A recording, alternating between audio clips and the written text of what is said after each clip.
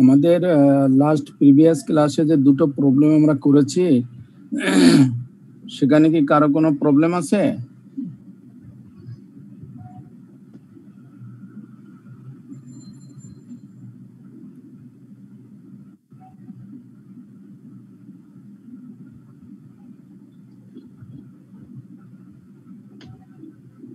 Participant, আমার কথা কি শোনা যায়? জি স্যার, শোনা যাচ্ছে। আমি বলছিলাম যে আপনারা কি এই প্রবলেমটা পেয়েছেন? থার্ড প্রবলেম জি স্যার, এটা পাওয়া গেছে। করেছেন নাকি কেউ? না, প্রথম দুইটাই আরেকবার প্র্যাকটিস করেছি। ও আচ্ছা আচ্ছা।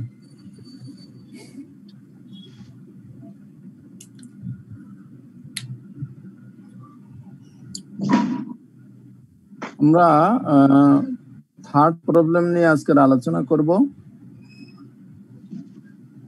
থার্ড প্রবলেমের যেহেতু আপনারা সবাই প্রবলেমটা পেয়েছেন, তারপর আমি প্রবলেমটা পড়ছি। The Larson Manufacturing Company was organized in 2004 to produce a single product. Its production and sales records for the period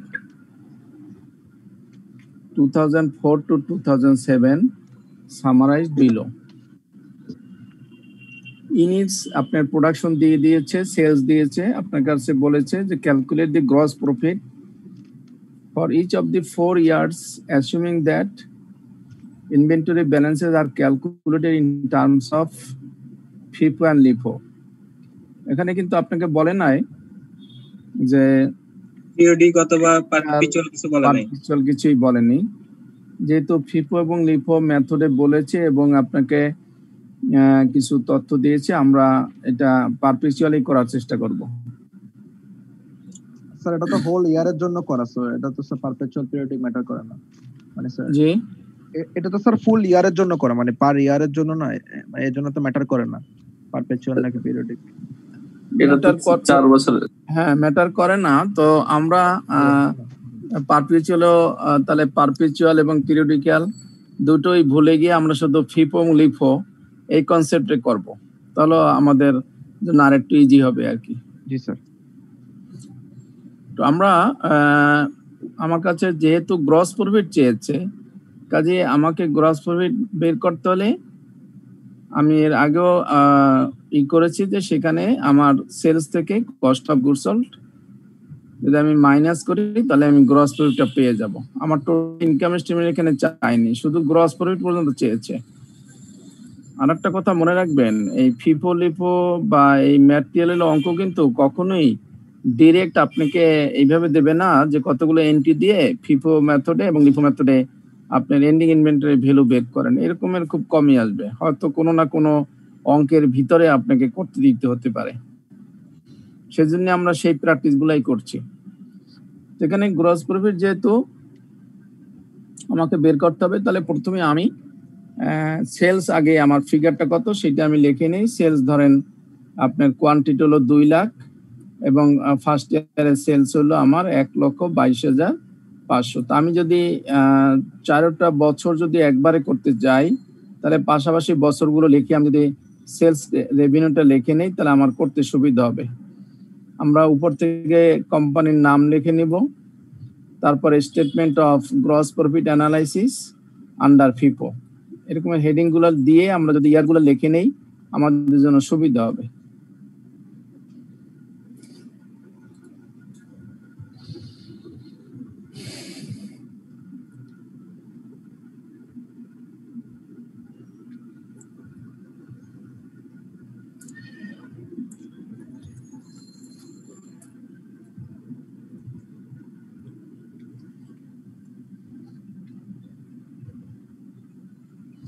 আমরা একটা একটা করে মেথড করব, আগে ফিফো করব তারপর লিফো করব।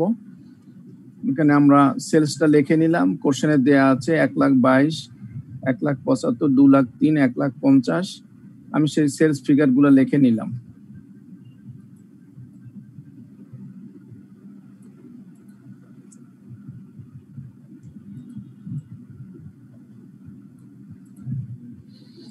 Now এখান থেকে আমি মাইনাস করব cost of goods sold. Cost of goods সোল্ডে প্রথমে আমি কি নেব? কস্ট অফ গুডস সোল্ডের প্রথমে আমার আইটেমটা কি? Beginning inventory. Beginning inventory. তাহলে 2004 এর বিগিনিং ইনভেন্টরি কত? আমরা যদি 2004 নিয়ে শুধু চিন্তা করি তাহলে 2004 এর আমার বিগিনিং ইনভেন্টরি কত? 07। আমার নাই তাই 0 জিরো মানে নেই, তাই না? ওকে, তাহলে আমরা বিগিনিং ইনভেন্টরি 0 লিখলাম 2004 এর জন্য। দেন আমরা বের করব কস্ট, যেহেতু it is a manufacturing company, so that cost of goods ম্যানুফ্যাকচারটা আমরা বের করব। তাহলে কস্ট অফ গুডস ম্যানুফ্যাকচারটা আমরা বের করবো এই জন্য, যেহেতু বলেই দিয়েছে যে প্রোডাকশন কস্ট এবং ইউনিট দেয়া আছে এবং গুডস ইউনিটস আছে, ইউনিটস প্রোডিউসড আছে, so that cost of goods manufacture বের করব। কস্ট অফ গুডস ম্যানুফ্যাকচার এখানে আমাকে দেয়া অলরেডি দেয়া আছে যে ৮৬,৪০০ টাকা খরচ গিয়েছে আপনার, এখানে বলাই আছে ৮৬,৪০০ টাকা খরচ গিয়েছে প্রোডাকশন কস্ট। যেখানে আমি টোটাল ইউনিট ছিল আমার ৩,২০,০০০, তাহলে আমি ইউনিট পেলাম, কস্ট পেলাম ৩,২০,০০০। নাও আমি ৮৬,৮৬,৪০০ আমার ম্যানুফ্যাকচারিং কস্ট, তার মানে ওপেনিংটা যোগ, যেহেতু 0 যোগ করলে আমার ওইটাই গুডস অ্যাভেলেবল ফর সেল ৮৬,৪০০ হবে। এখান থেকে আমাকে মাইনাস করতে হবে এন্ডিং ইনভেন্টরি।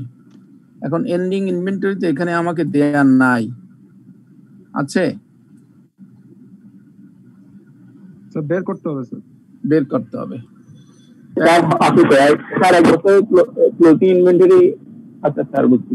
জি, তো 3,20,০০০ ছিল আর 2,00,০০০ সেল করছি, সো আমার 1,20,০০০ থাকার কথা।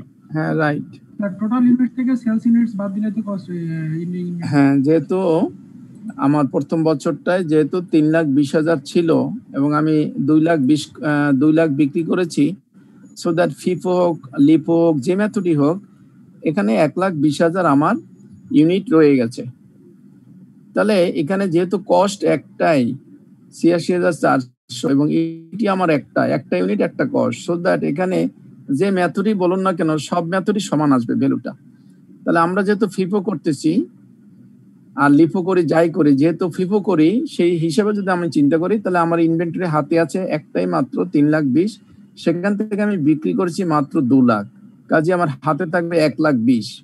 তো 3,20,০০০ যদি প্রোডাকশন করি, তার কস্ট যদি ৮৬,৪০০ হয়, তাহলে এটাকে আমি যদি ইউনিট দিয়ে ভাগ করি তাহলে প্রতি ইউনিটের রেটটা পেয়ে যাব। আমি যদি একটু ছোট্ট ওয়ার্কিং করে নেই, তাহলে 3,20,০০০ আমার ইউনিট ছিল,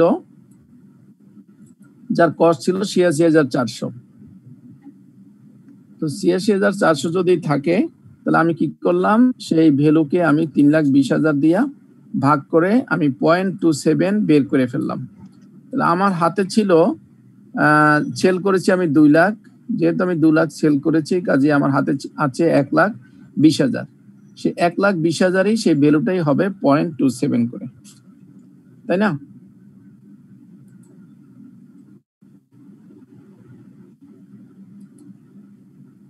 তাহলে আমি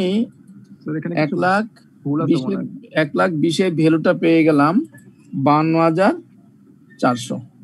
স্যার 32,400। জি বলুন। 400 হবে। স্যার 32,400 হবে স্যার, এখানে ভুল করা। ও এটা 32,400 হবে না, সরি।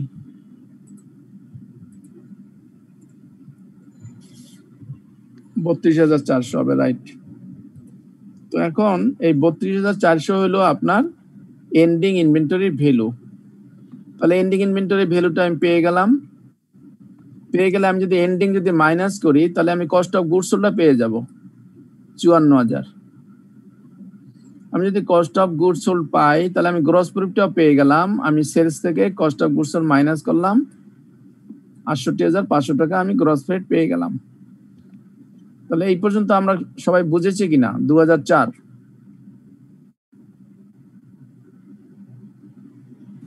স্যার এন্ডিং ইনভেন্টরি আইটা আরেকবার দেখা যান sir. Have you any question? আর এন্ডিং ইনভেন্টরিটা আরেকবার দেখা দেন তো। ওকে, নাও আমার 2004 এর জন্য যেটা 2005 এর তলে আমার আবার 2005 এ আসি, আমার সেল হয়েছে 1,75,000, 1,75,000 এবং বিগিনিং ইনভেন্টরি আমি কোথায় পেলাম? আগের বছর থেকে। হ্যাঁ, 2004 এর যেটা আমার এন্ডিং ছিল, এটা আমার বিগিনিং স্যার পারচেজ স্যার। যেটা 2004 এর জন্য এন্ডিং ছিল সেটা 2005 এর জন্য হবে আমার ওপেনিং। তো আমি সেই এন্ডিংটাকে আমি 2005 এ ওপেনিং নিয়ে নিলাম। খাইছি। নাও আমাকে আমার দুটো হলো ইনভেন্টরি হলো, একটা হলো বিগিনিং ইনভেন্টরি আর একটা হলো কস্ট অফ গুডস ম্যানুফ্যাকচার্ড। দু ধরনের ইনভেন্টরি পেয়ে গেলাম। দু ধরনের ইনভেন্টরির ভিতরে আমার টোটাল যদি আমি করি তাহলে 1,62,600। এর ভিতরে আমি বিক্রি করেছি এই বছরে বিক্রি করেছি কত? 5 এ 2,90,000। 2,90,000। 5 এ বিক্রি করেছি 2,90,000। তো 2,90,000 যদি আমি বিক্রি করি, এবার আমার ওয়ার্কিং এ যেতে হবে, কারণ এখানে কিন্তু সব ভ্যালু, এখানে কোনো ইউনিট নাই, সব ভ্যালু। আমি টাকা পেলাম 32,400। এখানে এটা কোশ্চেনে দেওয়া ছিল ম্যানুফ্যাকচারিং এর কস্ট 1,30,200। তাহলে আমি টোটাল কস্ট পেয়ে গেলাম যেটা অ্যাভেলেবেল ফর সেল, সেটা হলো 1,62,600। এখন ইউনিটে চলে আসি। 2005, এই যে 2005 এ দেখেন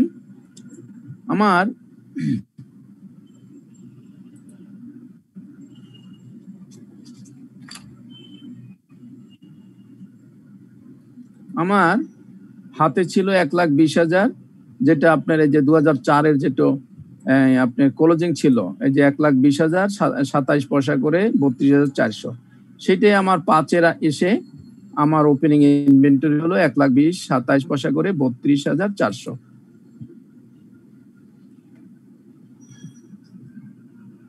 নাও ইউনিটস প্রডিউস আমার 5 এ একটু আগে বলেছি যে আমার 1,30,200 টাকা হলো আমার কস্টিং। এই যে 1,30,200 কস্টিং, 1,30,200 কস্টিং এবং ইউনিট ছিল আমার 3,10,000। 3,10,000 ইউনিট, কস্ট ছিল 1,30,200। সেইটাই লিখলাম যে 3,10,000 ইউনিট, কস্ট হলো 1,30,200। আমি এইটাকে ইউনিট দিয়ে ভাগ করে রেটটা পেয়ে গেলাম 0.42। সো দ্যাট দুই ধরনের ইনভেন্টরি আমি পেয়ে গেলাম। এখন একটা ছিল 0.27 আর একটা হলো 0.42। Total inventory 4,30,000। এখন এখান থেকে বিক্রি করেছে আপনার 2,90,000। আমরা করতেছি ফিফো মেথডে, তাহলে ফার্স্ট ইন ফার্স্ট আউটে সে 2,90,000 ইউনিট বিক্রি করবে। তাহলে 2,90,000 যদি ইউনিট বিক্রি করে, তাহলে প্রথমে এই 1,20,000 সে বিক্রি করবে আগে, তাই নয় কি?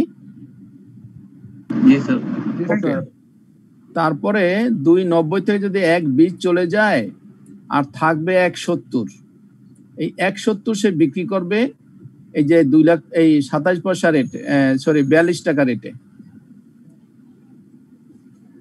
তাহলে আমার যেটা থাকবে সেটা থাকবে হলো এই যে 2,90,000, এখান থেকে যদি 1,70,000 চলে যায় তাহলে বাকি থাকে কত?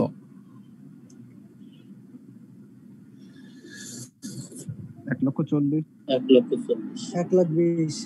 1,40,000 নাকি? 1,40,000 বাকি থাকে। তার ভ্যালু হবে কত করে? 0.42। এই যে 0.42 করে, 1,20,000 হওয়ার কথা আছে। 0.42 করে এইটাতে তার বিক্রি করার কথা 0.42। তাহলে আমার এই 1,40,000 ইউনিট যদি 0.42 করে হয় তাহলে কত আসে টোটাল?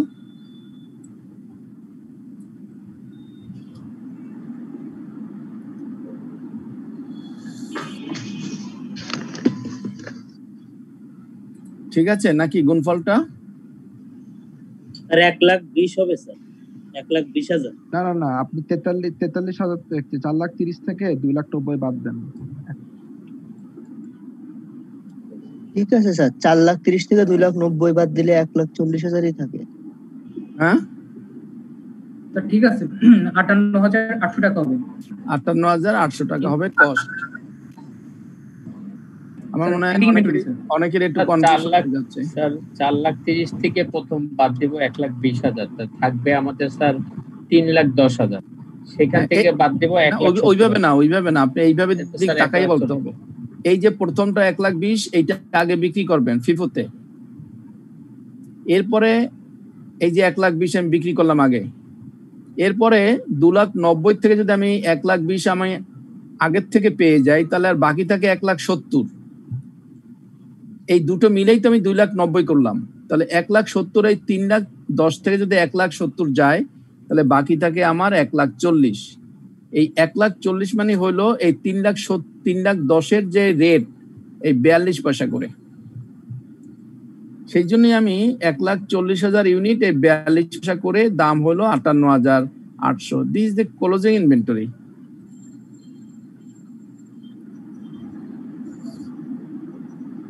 অথবা আমি যদি অন্যভাবেও বের করি, দেখুন 2,90,000 আমি যদি কস্টিং বের করি, তাহলে 2,90,000 বিক্রি করছি 0.27 করে, তার দাম আসে 32,400। অন্যদিকে 1,70,000 তার কস্টিং ছিল 42 পয়সা করে। বারবার এই সাইনটা আসে কেন? 42 পয়সা করে, তাহলে 42 পয়সা করে হলে তার কস্টিং হলো 71,400। এই দুটো মিলে টোটাল কস্টিং হলো 1,03,800। এটা আমি বিক্রি করেছি, কিন্তু আমার টোটাল কস্ট ছিল 1,62,600। তাহলে এখান থেকে যদি আমি এই কস্টিংটা বাদ দিই, তা তো 58,800 আসে। দেখেন আপনারা, তাহলে দুভাবেই করা যায়, যে যার জন্য যেভাবে সহজ।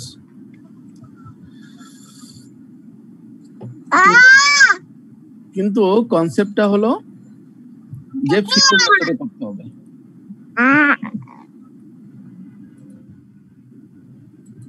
কনসেপ্ট হলো ফিফো মেথডে। এখন আমরা যদি ভ্যালু থেকে ভ্যালু মাইনাস করে বের করি, তাতেও হবে। এখানে কোয়ান্টিটি থেকে কোয়ান্টিটি মাইনাস করেছি, ভ্যালু থেকে ভ্যালু মাইনাস করেছি, আমার তাতেও হবে। কিন্তু যদি অনেক সময় আইটেম বেশি হয়ে যায়, সেই ক্ষেত্রে যদি আমি এখানে কোনো একটা রেটে যদি ভুল করে ফেলি, তাহলে কিন্তু আমার আর মিলবে না। সেজন্য আমি এখানে দুভাবেই করেছি, একটা হলো ভ্যালু মাইনাস করেও করেছি, আর একটা হলো আমি এই যে আমার হাতে যে আছে 1,40,000, সেটা আছে আমার প্রোডাকশন থেকে। প্রোডাকশনের কস্ট হলো 0.42, এই জন্য আমি এখানে গুণ করেও দেখিয়েছি।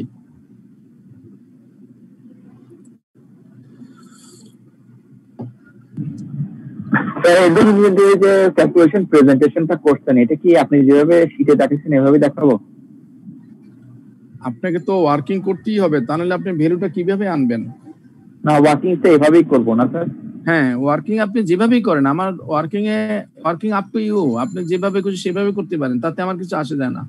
কিন্তু আমার 58,800 আসতে হবে ভ্যালু, আর কোয়ান্টিটি হইতে হবে 1,40,000। এখন আপনি যেভাবে করে বুঝাতে পারেন, সমস্যা নেই। ওকে, আমি এইভাবে করেছি, এই জন্য আপনাদেরকে বুঝাতে হবে, প্লাস আমারও যেন ভুল না হয় সেটা বের করার জন্য আমি এখানে একটু করে দেখিয়েছি। এখন এই 58,800 আমার ক্লোজিং ইনভেন্টরি এবং 1,40,000 আমার ইউনিট, সেইটাই আমি এখান থেকে এই যে 58,800 ক্লোজিং ইনভেন্টরি আমি মাইনাস করেছি আমার গুডস অ্যাভেলেবল ফর সেল থেকে। এই 58,800 মাইনাস করেছি, করার পরে আমার কস্ট অফ গুডস বের হয়ে গেল 1,03,800। সো দ্যাট আমার গ্রস প্রফিট বের হয়ে গেল। সেলস থেকে মাইনাস করেছি কস্ট অফ গুডস সোল্ড, আমার গ্রস প্রফিট 71,200 হয়ে গেছে। দেখেন এই 2005 আপনারা বুঝেছেন কিনা?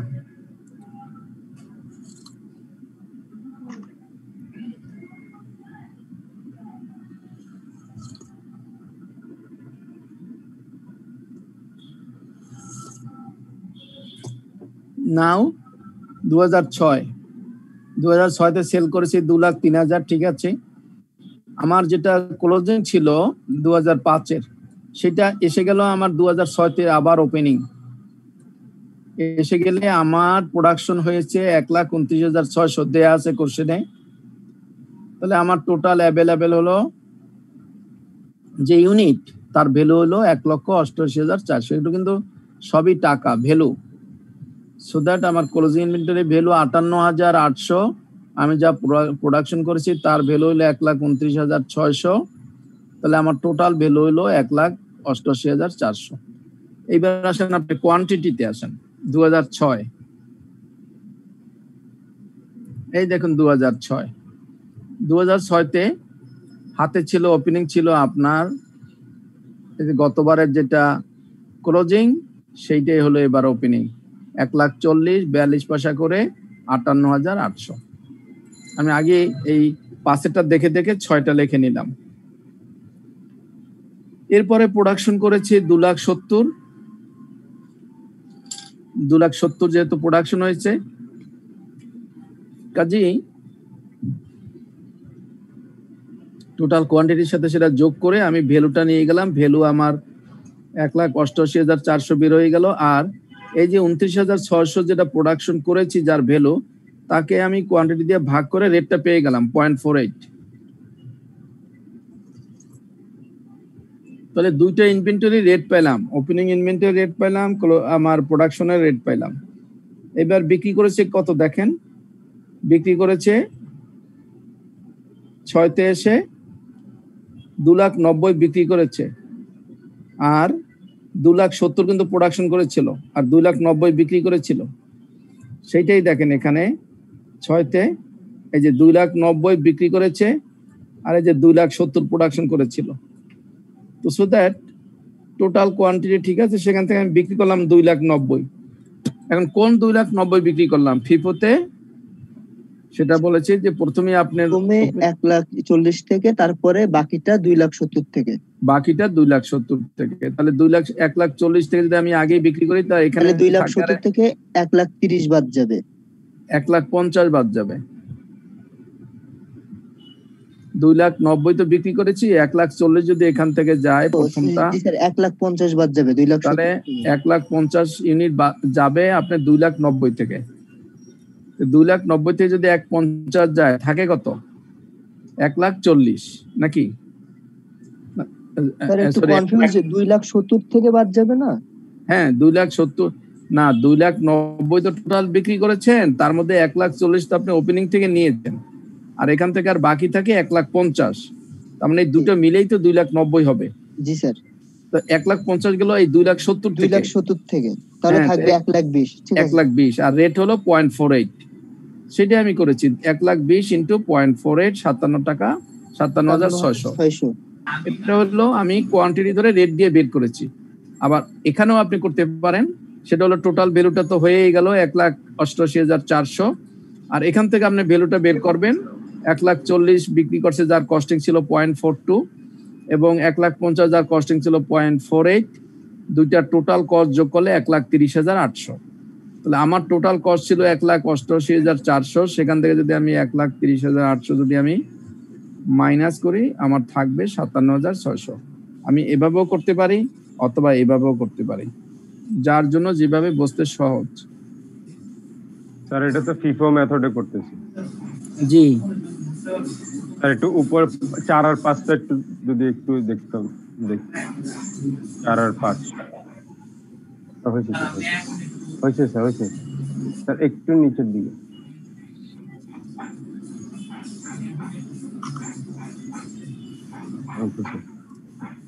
স্যার 6 আর 7টা একটু স্যার।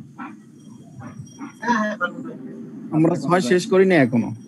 ও তাহলে 6-এর তাহলে আমি ক্লোজিং ইনভেন্টরি পেয়ে গেলাম 57,600, ইউনিট পেলাম 1,20,000 আর রেট অ্যামাউন্ট পেলাম 57,600।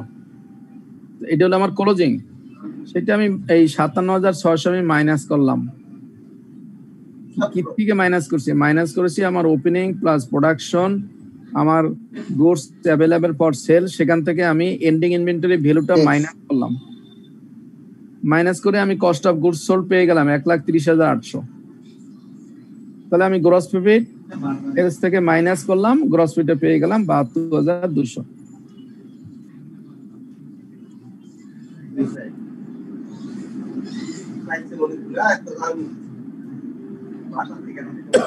বোঝা যাচ্ছে নাকি কঠিন লাগছে? না স্যার, বোঝা যাচ্ছে স্যার। আজকে রেসপন্স অনেক কম কিন্তু পাচ্ছি। স্যার বুঝতেছে মানুষের জন্য কোশ্চেন করতে। আচ্ছা ঠিক আছে, তাহলে আসেন 2007 2007 এ 2006 এর যে আমার ক্লোজিং ছিল 57,600, সেটা কিন্তু চলে আসলো ওপেনিং এ, বিগিনিং ইনভেন্টরি। রাইট? 57,600, আর আমার প্রোডাকশন কস্ট ছিল 99,000, কোশ্চেনে দেয়া আছে। তাহলে আমার দুইটা যোগ করে total goods available for sale হলো 1,56,600। তাহলে আমি এখানে 57,600 আর 99,000-এ আমার 99,000 আমার গুড ছিল 2,20,000, 2,20,000 ইউনিট ছিল, যার প্রোডাকশন কস্ট ছিল 99,000। তাহলে এখানে পেলাম 2,20,000, আর ওখানে ক্লোজিং ছিল কত? আসেন সাথে, এই যে 1,20,000। তাহলে 1,20,000 ছিল আমার গত বছরের ক্লোজিং, এই বছরের ওপেনিং, এই যে 48, 57,600। ওকে, এইবার আমি ইউনিট প্রোডাকশন করেছিলাম 2,20,000, যার কস্টিং ছিল 0.45 এবং যার ভ্যালু ছিল 99,000। তাহলে টোটাল ভ্যালু পেলাম 1,56,600, টোটাল ইউনিট পেলাম 3,40,000। নাও সে বিক্রি করেছে, হাতে এসে সে বিক্রি করেছে, দেখুন 2 লাখ বিক্রি করেছে, 2 লাখ। তাহলে 2 লাখ বিক্রি করছে ফিফো মেথডে। তাহলে 2 লাখ এখন আপনি বাদ দেন, কোথাও থেকে সে 2 লাখ বিক্রি করছে? FIFO method. সে প্রথমে এইটা বিক্রি করেছে 1,20,000। তাহলে 2 লাখের মধ্যে যদি 1,20,000 বিক্রি করে থাকে আর থাকে মাত্র 80,000, সেই 80,000 বিক্রি করেছে সে এই 2,20,000 থেকে। 2,20,000 থেকে যদি 80 বিক্রি করে থাকে আর মাত্র থাকে 1,40,000, এই যে 1,40,000, আর এটা রেট হলো 45, এই যে 45, সো দ্যাট গুণ করে পেয়ে গেলাম 63,000।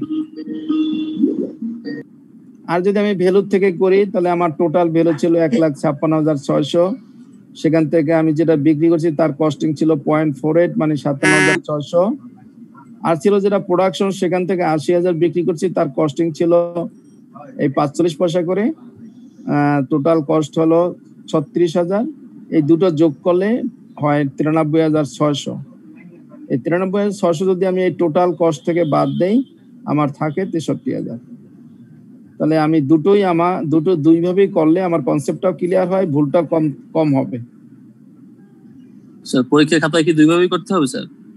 না, দুইভাবে, একভাবে করলেই হবে। দুইভাবে করলে মানে আপনি ওভার কনফার্ম হয়ে গেলেন যে আপনার ভুল হচ্ছে না আর কি। সময় পেলে করবেন, সময় না পেলে যে কোনো একভাবেই করবেন, তবে মাইনরলি করতে হবে যাতে কোনো ভুল না হয় আর কি। আমি দুইভাবেই করছি, যার যেভাবে ভালো লাগে সে সেইভাবে করবেন।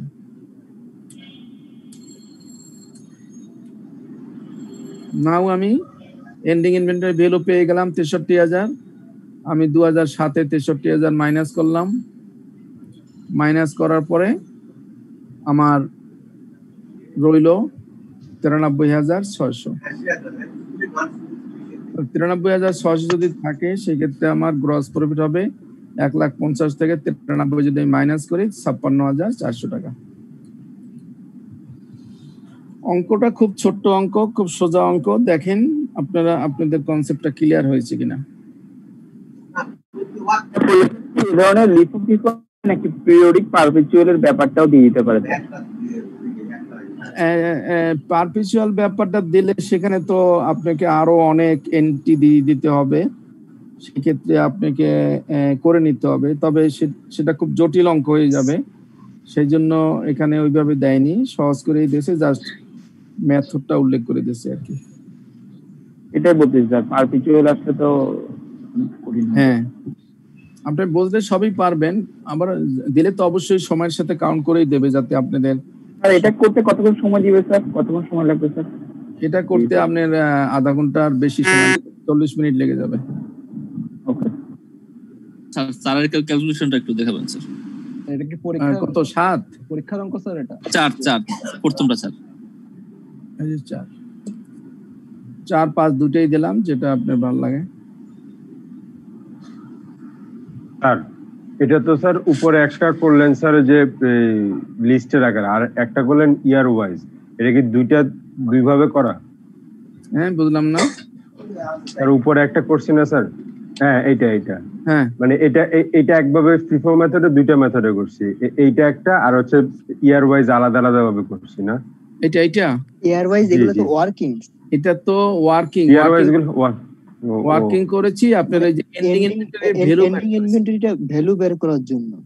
ও এই যে দেখেন না, এই যে কস্ট এখানে অফ হবে, cost of ending inventory. Cost of ending inventory শুধু আমরা এন্ডিং ইনভেন্টরি এই ভ্যালুটা বের করার জন্য এইভাবে করেছি। করে এটা তো একটা স্টেটমেন্ট, এই যে দেখেন লিয়ারচন manufacturing company statement of gross profit analysis আমার কাছে যেটা চেয়েছে, এবং ফিফো মেথড সব লিখেছি। লেখার পরে আমরা 4টা বছর একত্রে করলাম। এখন এই যে আমি এই সবগুলাই কোশ্চেনে দেয়া আছে, শুধু এক নাই, সেটা হলো ওপেনিং ইনভেন্টরি ভ্যালু আর ক্লোজিং ইনভেন্টরি ভ্যালু। তো আমি জানি যে 1 বছরের ক্লোজিং আর 1 বছরের ওপেনিং, 1 বছরের ক্লোজিং পরের বছরের ওপেনিং। কাজেই আমি একটা ভ্যালু যদি বের করতে পারি ক্লোজিং ইনভেন্টরি, তাহলে টোটাল অঙ্কটা আমার হয়ে যাবে। সেই জন্যই আমি প্রত্যেকটা ক্লোজিং ইনভেন্টরি ইয়ার ওয়াইজ আমি আলাদা ক্যালকুলেশন করে নিচ্ছি, কারণ যেহেতু এখানে একটা মেথডের ব্যাপার আছে, এই জন্য অঙ্কের ভিতরে করা যায় না। যাবে তাহলে আপনি এই 4, 5, 6, 7 এই 4 বছরের জন্য আলাদা আলাদা স্টেটমেন্ট করতে হবে, এবং এখানে ইউনিট দেবেন, এখানে অ্যামাউন্ট দেবেন। হ্যাঁ, মানে অ্যামাউন্ট তো আছে, এটা ইউনিট দেবেন এবং কস্ট পার ইউনিট দেবেন। ইউনিট কস্ট পার ইউনিট দিয়ে যদি করেন, এই ওয়ার্কিং না করে এটার ভিতরে করা যাবে, সেই ক্ষেত্রে আপনাকে 2004-এর জন্য একটা করতে হবে, 5-এর জন্য একটা করতে হবে, 6-এর জন্য একটা করতে হবে, 7-এর জন্য একটা করতে হবে। মানে স্যার আলাদা আলাদা করতে হবে আর কি, কোয়ান্টিটি রেট ভ্যালু। জি, কোয়ান্টিটি রেট ভ্যালু, কিন্তু আমি আলাদা আলাদা না করে আমি ওয়ার্কিং এ আলাদা করে আমি এখানে একত্রে করেছি। আমরা ওয়ার্কিংটা আলাদা করে নিচ্ছি। এন্ডিং ওয়ার্কিং তো শুধু এন্ডিং ইনভেন্টরি, সেজন্য এখান থেকে মেথড ওয়াইজ আমি এন্ডিং ইনভেন্টরি ভ্যালুটা বের করে আমি স্টেটমেন্টে বসিয়ে দিয়েছি। ক্লিয়ার সবাই? বাড়ায় স্যার এন্ডিং ইনভেন্টরি যদি আমি অঙ্কের ভিতরে করে ফেলতে পারি, তাহলে কি স্যার সমস্যা হবে? কোনো সমস্যা নাই। তাহলে আপনাকে 4টা স্টেটমেন্ট করতে হবে, 1, 2, 3, 4টে স্টেটমেন্ট করতে হবে ফিফোর জন্য। আপনি যদি এখানে ইউনিট আর রেট দেন, তাহলে এই 4টা ইয়ার একবারে খাতাতে জায়গা হবে না, এবং দেখতেও বৃষ্টি দেখাবে। প্রেজেন্টেশন একটা ব্যাপার আছে স্যার। হ্যাঁ, দেখতে বৃষ্টি দেখাবে, জায়গাও হবে না, পরে আপনি ঝামেলায় পড়ে যাবেন। এই জন্য আমি আলাদা করে নিচ্ছি, কারণ আমার এখানে জায়গা হবে না, আপনাকে বুঝাতে পারবো না। স্যার 6 এর 7 এর ওয়ার্কিং একটু দেখি স্যার। একটু যে এই ওয়ার্কিংটা যে নিচে আর অঙ্কটা উপরে থাকলো, আসলে কি সিস্টেমটা এরকমই ওয়ার্কিং নিচেই থাকবে? না, এটা তো আমার, এটা মনে করেন একটা খাতা, তাহলে আমি আর পাবো কোথায়? স্যার আমি আর কোথায় লিখবো বলেন? আপনারা বাম পাশের পৃষ্ঠায় লিখে নেবেন, ডান পাশের পৃষ্ঠায় অঙ্ক করবেন, বাম পাশের পৃষ্ঠায় ওয়ার্কিং করবেন। ওয়ার্কিং তো আর দেখানোর দরকার নেই নাকি, কেটে দিলে হবে? ওয়ার্কিং যদি না দেখান তাহলে অঙ্কের মার্ক পাবেন অর্ধেক। আচ্ছা, কারণ এই অঙ্কের মেইন জিনিসটাই হলো এই ক্লোজিং ইনভেন্টরি ভ্যালু, এইটাই দেয়া আছে, আর বাকি তো সব দেয়া আছে। তা আপনি যদি সিস্টেম যদি ওয়ার্কিং দিয়েই তো এই কাজটা করতে হয়, তো ওয়ার্কিংটা উপরে দিলে অঙ্কটা নিচে চলে আসলো, তাহলে আমি তো ওই ক্যালকুলেশন গুলো ওখান থেকে এখানে নিতে পারি। এটা কি সিস্টেম? আপনি তো এক পেজে 4টা ওয়ার্কিং করে ইনকাম স্টেটমেন্ট হবে না এক পেজে, আপনাকে 2 থেকে 3 পেজ লাগবে। আপনার প্রসেসটা ঠিক আছে। প্রথম এই ফরম্যাটটা করার পরে প্রথম 2000 কমপ্লিট করার জন্য 4 এর ক্যালকুলেশন, 5 কমপ্লিট করার 5 ক্যালকুলেশন, ওখান থেকে প্রসেসে আসতে হবে, না হলে অঙ্ক প্রসেস মেইনটেইন না করলে অঙ্ক পেস লেগে যাবে। হ্যাঁ, আপনি সেটা করতে পারেন যে তাহলে আপনার মিনিমাম এই অঙ্কে তাহলে আপনার মিনিমাম 1 ঘন্টা লেগে যাবে। আপনার এই 2004 করবেন, উপরে ওয়ার্কিং দেবেন, দিয়ে 2004 করে নিতে হবে আগে, তারপর আবার 2005-এর ওয়ার্কিং করবেন, অঙ্ক করবেন, 2006 এর ওয়ার্কিং করবেন, অঙ্ক করবেন, 2007 এর ওয়ার্কিং করবেন, অঙ্ক করবেন, আপনার 1 থেকে 1.5 ঘন্টা লেগে যাবে।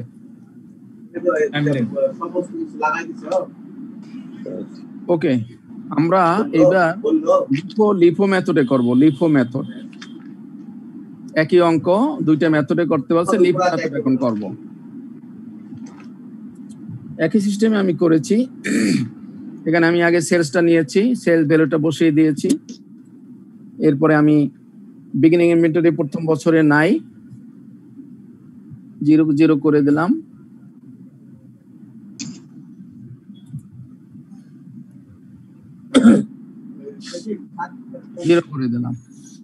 কস্ট অফ গুডস ম্যানুফ্যাকচার তো দেয়াই আছিল, আমি যোগ করলাম। এইবারে এন্ডিং ইনভেন্টরি ভ্যালু বের করব 2004। এই যে 2004 এর এন্ডিং ইনভেন্টরি ভ্যালু হবে আপনার ওই 2000, ওখানে যে 4 বিক্রি বের করেছি সেম হবে, কারণ এর আগে আর কোনো আমার ক্লোজিং বা ওপেনিং ইনভেন্টরি নাই, সেই জন্য সেম ভ্যালু হবে। এই জন্য আর ওয়ার্কিংটা আমি এখানে দেখি নাই। 1,20,000 ইউনিট থাকবে 32,400 টাকা, কারণ এখানে এই যে এই 86,400 যেটা কস্ট হয়েছে, সেই 86,400 কস্টটা হলো মাত্র এই 3,20,000, তার মানে এই 27 পয়সা করেই।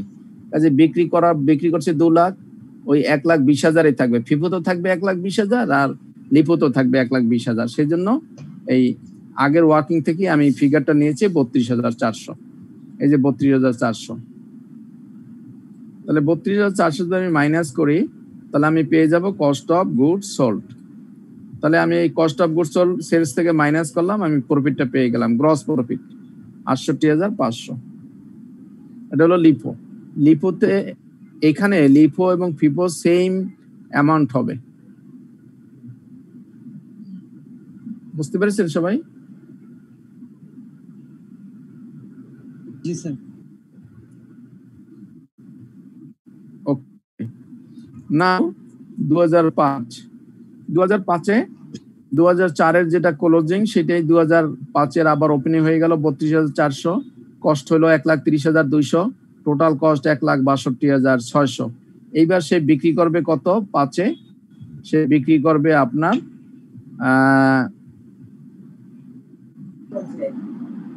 বিক্রি করবে হলো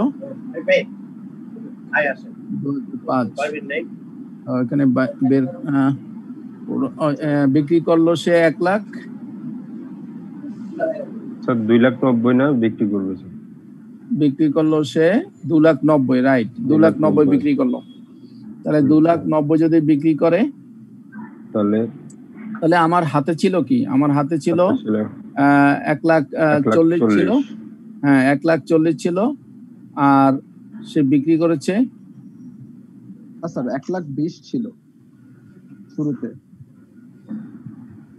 1,20,000 ছিল, পরে 2,70,000 প্রডিউস করেছে। 1,20,000 আর হইলো 2,70,000 মনে হয়, আর প্রোডাকশন হলো 3 লাখ, প্রোডাকশন হলো 3,10,500, তো 3,10,000, তো 3,10,000 ওখান থেকে পুরোটা চলে যাবে। আর সে বিক্রি করছে কত? 2,90,000। 2,90,000 লিপোতে লাস্ট ইন ফার্স্ট আউট। তাহলে লাস্ট ইন ফার্স্ট আউট মানে কি? লাস্টের যেটা ছিল সেখান থেকে 3,10,000 থেকে সেখান থেকে বিক্রি করেছে। তো আমার 3,10,000 থেকে 2,90,000 বিক্রি করেছে। সেইটা এখানে আমি সংক্ষেপে আমি করেছি, অত ডিটেলসে যাইনি। এই যে তাহলে থাকলো কত? ওখানে 20,000 প্রোডাকশন করছে, সেখান থেকে 20,000 থাকলো, আর যেটা ওপেনিং সেটা রয়েই গেল, 1,20,000 রয়েই গেল। তাহলে আমার টোটাল ইউনিট থাকবে 1,40,000। তাহলে যার ভ্যালু হবে এই 20,000 যেটা প্রোডাকশন, তার ওই যে 42 পয়সা করে প্রোডাকশন কস্ট ছিল, তাহলে 8,400। এখানে আমি একটু সংক্ষেপে করেছি, যেহেতু এইটা আগেরটা ডিটেলস করেছি, এটা যেহেতু বুঝে গেছেন এই জন্য আবার এখানে সংক্ষেপে করেছি। তাহলে 32,400, তাহলে আমার 40,400 হবে আমার টোটাল এন্ডিং ইনভেন্টরি ভ্যালু 800, অর্থাৎ টোটাল আমার হাতে থাকবে 1,40,000, যার ভিতরে আমার বিগিনিংটা থেকেই যাবে 32,400, এই যে 32,400 সেটা থেকেই যাবে পুরাটা, আর যেটা আমি প্রোডাকশন করেছিলাম 86,400 সেখানে কস্ট ছিল 42 পয়সা করে, সেজন্য আমার 20,000-এর দাম হলো 8,400, টোটাল হলো 40,800। 40,800 হবে স্যার ইয়াতে। জি আপনার ইনকাম স্টেটমেন্টে 40,800 হবে। এই যে 40,800 এন্ডিং ইনভেন্টরি, তাহলে 40,800 আমি 2005-এর এন্ডিং ইনভেন্টরি 40,800 আমার টোটাল গুডস অ্যাভেলেবেল থেকে আমি মাইনাস করলাম। মাইনাস করার পরে টোটাল আমার কস্ট অফ গুডস চলে আসলো 1,81,800, যেটা আমি যদি সেলস থেকে মাইনাস করি তাহলে আমার প্রফিট হবে 53,200। বুঝেছেন সবাই?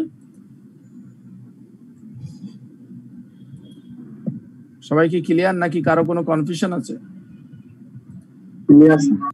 ওকে, নাও 2006-তে 2005-এ দেখেন এন্ডিং ইনভেন্টরি ছিল 1,20,000 আর ছিল 20,000, সেটা এন্ডিং, তার মানে হলো 5-এর ওপেনিং। তাহলে 5-এর ওপেনিং এই যে 40,800 সেটা তো আছে, আর আমি যেটা প্রোডাকশন করছি তার টোটাল কস্ট 1,29,600। আমি টোটাল আমার cost of goods goods available যেটা তার ভ্যালুটা বের করে ফেললাম 1,70,400। এখান থেকে এন্ডিং ইনভেন্টরি, তাহলে এন্ডিং ইনভেন্টরি আমার হাতে আছে কত? 6-তে দেখেন, 6-তে আমি বিক্রি করেছিলাম 2,90,000, আর আমি প্রোডাকশন করেছিলাম 2,70,000, আর আগের তো আমার ওপেনিং আছেই। তাহলে এই যে লাস্ট ইন ফার্স্ট আউট, তার মানে এই 2,70,000 হলো সবার শেষে প্রোডাকশন, আর বিগিনিং থেকে তো থেকে যাবে। তাহলে এই যে 2,90,000 যে আমি বিক্রি করলাম, এই প্রোডাকশনে 2,70,000 পুরোটা বিক্রি করেছি, আর 20,000 টাকা নিলাম, আর ওপেনিং 20,000 যাবে ওপেনিং থেকে। তাহলে আমার ওপেনিং যেটা থাকবে সেখান থেকে 20 চলে যাবে, 20,000। তাহলে দেখুন 7-এ গিয়ে এই যে 7, হ্যাঁ, তাহলে 20,000 যদি চলে যায়, তাহলে আমার ওপেনিং ছিল এই যে 6-এর ওপেনিং, 6 করতেছি না, আমরা 6 করতেছি। এই যে 5-এর যেটা ক্লোজিং সেটাই ছিল 6-এর ওপেনিং। তো এখানে এই 1,20,000 ছিল, আর ছিল এই 20,000। তাহলে এই 20,000 তো চলে গেছে, এই 20,000 তো আমি বিক্রি করে ফেলছি, আর ওই প্রোডাকশন থেকে বিক্রি করছি 1,20,000, এই টোটালটা আমি এখান থেকে বিক্রি করেছি। তাহলে আমার হাতে যেটা থাকবে শুধুমাত্র ওপেনিংটা থাকবে 1,20,000 into 0.27, সেইটাই এখানে দেখিয়েছে। এই যে 2006-তে যেটা আমার ওপেনিং ছিল সেইটাই থেকে গেল 32,400।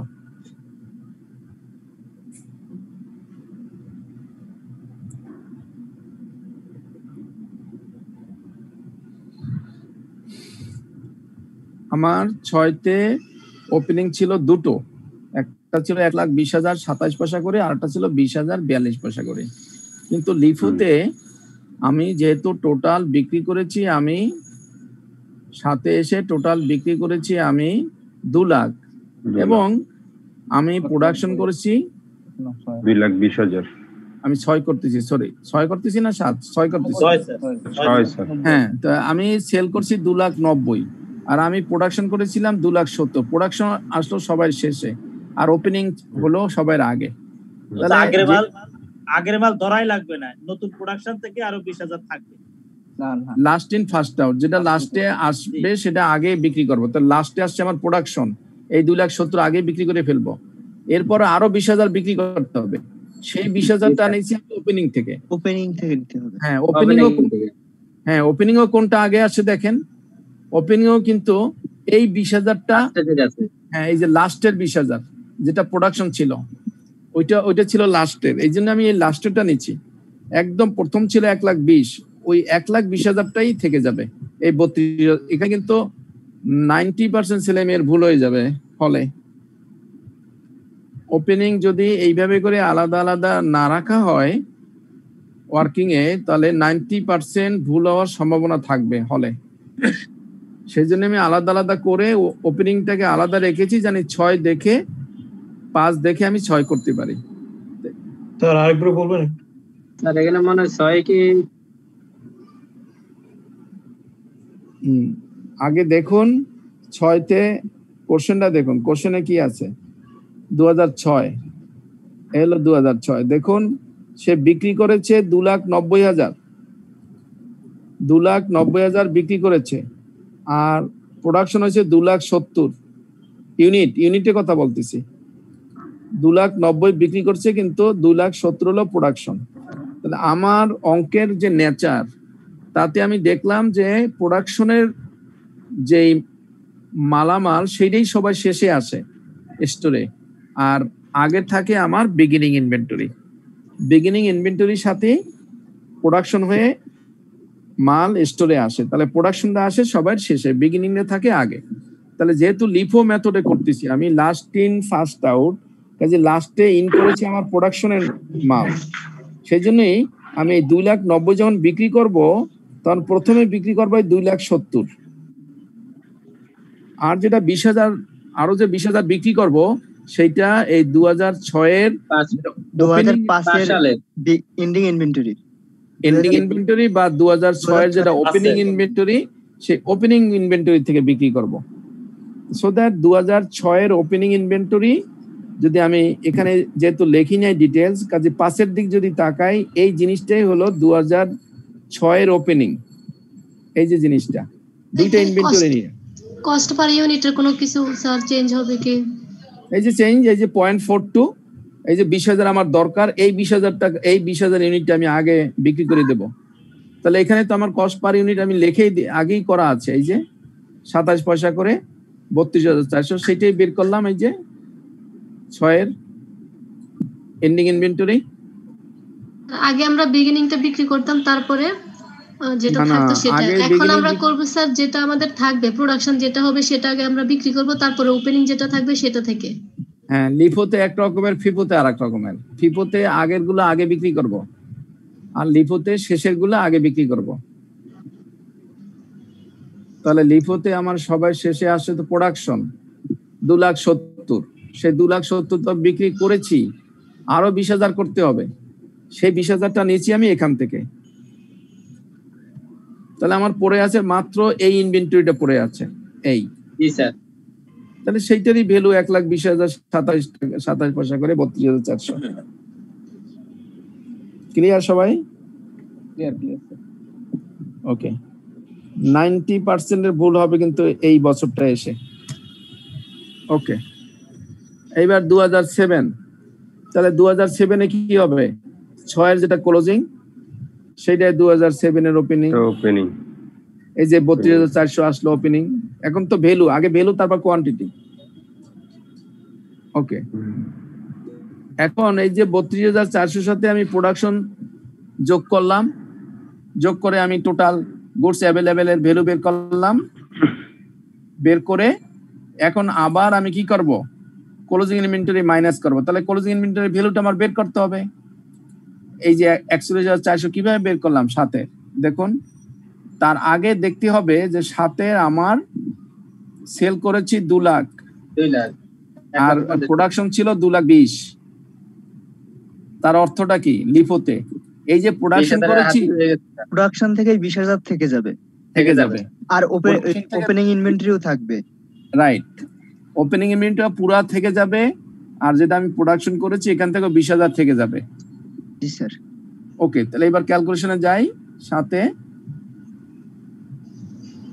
এই যে 7-এর ক্যালকুলেশন দেখুন, এই যে 7-এর, তাহলে এই যে ওপেনিংটা, এই যে 6-এর যে ওপেনিংটা, সেইটাই 7-এর আমার প্রথমে এসে গেল।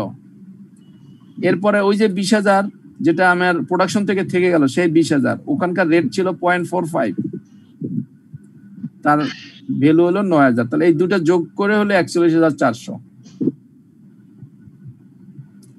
এই 41,400 আমি এখানে এন্ডিং ইনভেন্টরি বসেই ফেললাম, 41,400। তাহলে আমি কস্ট অফ গুডস সোল্ডটা পেয়ে গেলাম। কস্ট অফ গুডস সোল্ড যদি পেয়ে যাই, সেক্ষেত্রে আমি মাইনাস করলে আমি গ্রস প্রফিটটা পেয়ে যাব। তাহলে দেখুন 2004 যদি আমি কনসিডারে না নেই, দেখেন 5 থেকে 7, 5-এ আমার ফিফোতে আমার প্রফিট হয়েছিল 71,200, আমার 5-এ এখানে প্রফিট হয়েছে 53,200। কারণ কি বলতে পারেন? ক্লোজিং ইনভেন্টরির জন্য right, the value of the closing inventory. ফিপোতে এক রকমের হয়েছে, লিপোতে আর এক রকমের হয়েছে। যেহেতু প্রফিট কমে গেছে তার মানে কস্ট অফ গুডস সোল্ডটা বেড়ে গেছে। কস্ট অফ গুডস সোল্ড বেড়ে গেছে মানে হলো এন্ডিং ইনভেন্টরি ভ্যালুটা কম ছিল লিপোতে, সেই জন্য। আবার দেখেন 5-এ 6তে আমার প্রফিট ছিল, ফিপোতে ছিল 72,200, আর 6তে এসে লিপোতে প্রফিট হলো কত? মাত্র 65,000। আর 7-এ প্রফিট হলো 60,000 লিপোতে, আর ফিপোতে হলো 56,400। ডিফার করে গেল only due to closing inventory, value of closing inventory. So that এই দুটো যদি 3টা অঙ্ক করানো হলো ইনভেন্টরি, এবং তার সাথে আমরা ইনকাম স্টেটমেন্ট করেছি, এক এক জায়গায় এক এক রকমের করেছি, বিভিন্ন ভাবে ঘুরানোর চেষ্টা করেছি। পারপিচুয়ালে করেছি, পিরিয়ডিক্যালে করেছি, কিছু বলা নাই সেটা করেছি, যা বলা ছিল তাই করেছি, বিভিন্ন ভাবে ঘুরানোর আমি চেষ্টা করেছি 3টা অঙ্কের মাধ্যমে। কাজে আপনারা যদি এই 3টা অঙ্ক বুঝে থাকেন, আশা করি ইনভেন্টরি যাই দেখ আপনাদের পারার কথা।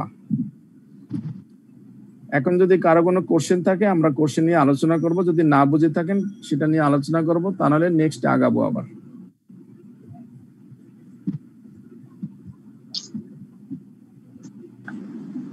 আছে কোনো কোশ্চেন?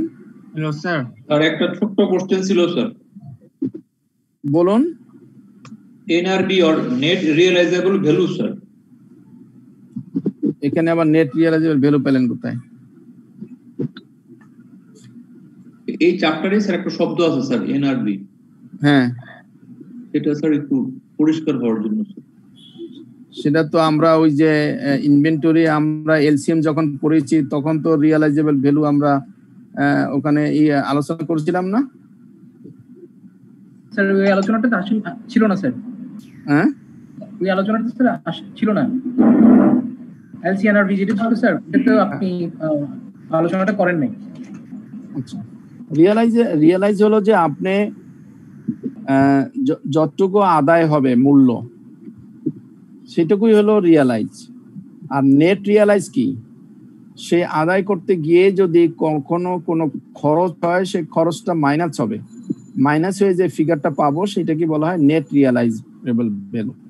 যে জিনিসটা আমি বিক্রি করে যত টাকা আমার ইনকাম হবে সেখান থেকে যদি আমি তার খরচটা বাদ দিই সেটাকে বলবো আমি নেট রিয়েলাইজেবল ভ্যালু। একটা পণ্য যদি আমি 100 টাকায় বিক্রি করি, সেখানে যদি আমার বিক্রি কস্ট থাকে, কমিশন থাকে 5 টাকা, তাহলে 5 টাকা মাইনাস করলে 95 টাকা যেটা পাবো সেটা হলো নেট রিয়েলাইজ ভ্যালু। ওকে, তাহলে আমাদের এখানেই শেষ।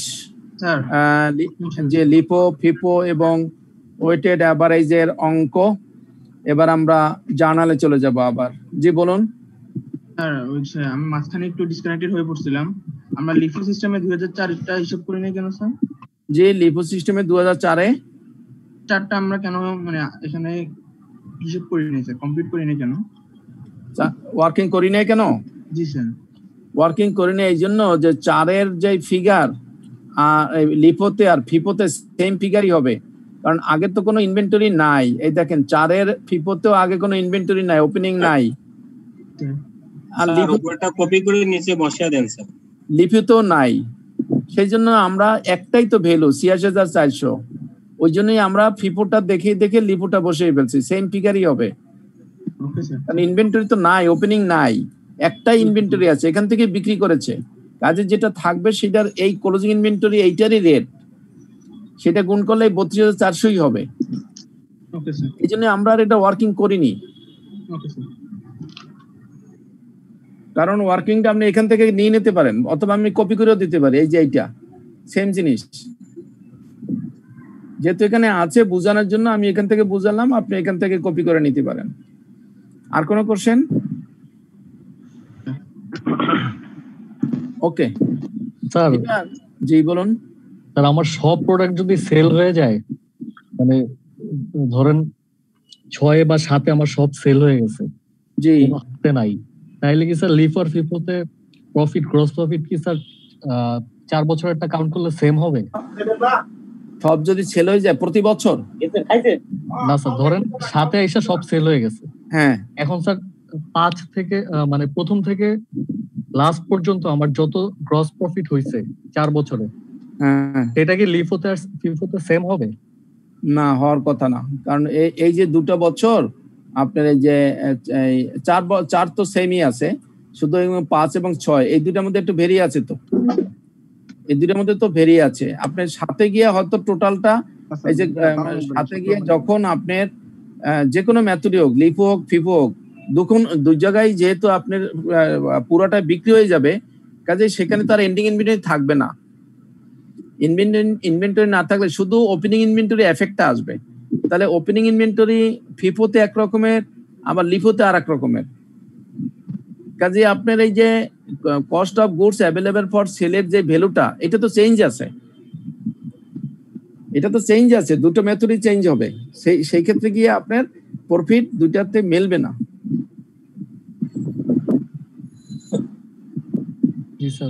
ওকে, আমরা নেক্সট একটু আগাই। সেটা হলো যে আমাদের ইনভেন্টরি অঙ্ক কিন্তু এখানেই শেষ। আমরা এরপরে আমরা করব জার্নাল এন্ট্রি, কারণ অনেক সময় পারপিচুয়াল ইনভেন্টরি জার্নাল এন্ট্রি আসে, অঙ্কের সাথে একটু দিয়ে দেয়। আমরা পারপিচুয়াল ইনভেন্টরি আমরা দুটো পার্থক্য আলোচনা করেছিলাম, মনে আছে সবার? পারপিচুয়াল এবং পিরিয়ডিক্যাল ইনভেন্টরি পার্থক্য। ওকে, যদি মনে থাকে তাহলে আপনি জার্নাল করতে পারবেন, আর মনে না থাকলে কিন্তু আর জার্নাল করতে পারবেন না। কারণ ওই ডিফারেন্স যেখানে আমরা করেছি সেখানে কিন্তু সবগুলো দেখিয়েছি আমরা যে ডিফারেন্সটা কি। সেই ডিফারেন্সের জন্যই আমার জার্নালও ডিফারেন্স হবে। এখন এখানে বলেছে Alphard incorporation operates merchandising business in Virginia, USA. Following transaction took place in Alphard Incorporation in the month of May 2016. আপনার কাছে চেয়েছে journalise the May transaction in Alphard Incorporation's book of accounts using perpetual inventory system. বলেছে perpetual inventory সিস্টেমে আপনাকে journal করতে বলছে। So that আমরা এখন জার্নাল করব।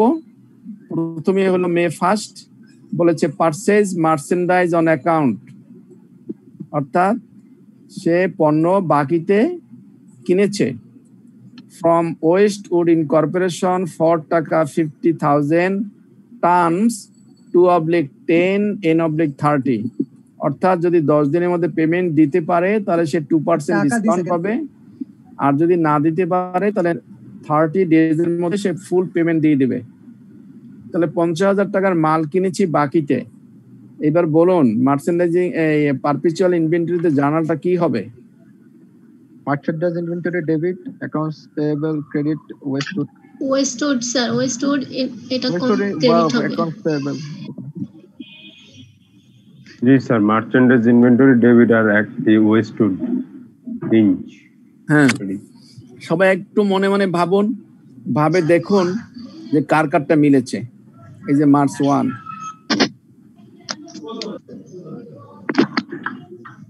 যাদেরটা মিলেছে তাদের ওই ডিফারেন্সটা ক্লিয়ার হয়েছে মনে হচ্ছে।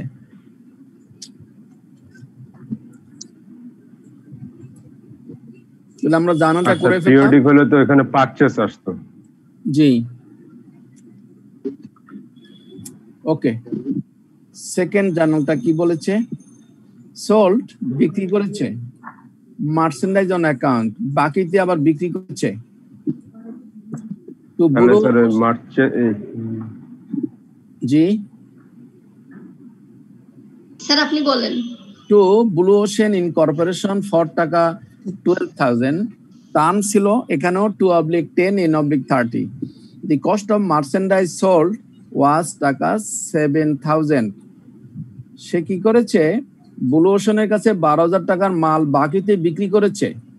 কন্ডিশন ছিল 2/10 আর N/30। যে মালটা বিক্রি করেছে তার কস্ট ছিল 7,000 টাকা। এইবার জার্নালটা করুন সবাই, একবার মনে মনে আগে করুন। লেখার দরকার নেই, মনে মনে ভাবুন কি হতে পারে। Motion debit. Account receivable debit বলার দরকার নেই, যার যারটা মনে মনে ভাবুন, একবার ভাবুন, পরে আমরা সলিউশনে চলে যাব।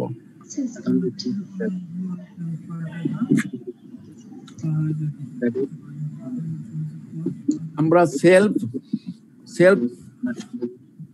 করব, এখানে অ্যানালাইসিস করব যে আমি কি ভাবছি আর কি হচ্ছে। এখানে তাহলে কয়টা জানার হবে? একটা, দুটো না তিনটা? দুইটা হবে। আচ্ছা ঠিক আছে, মনে মনে করে নিন, দুইটা জার্নাল করে নিন। এখন দেখুন আপনার সাথে মিলেছে কিনা। এই যে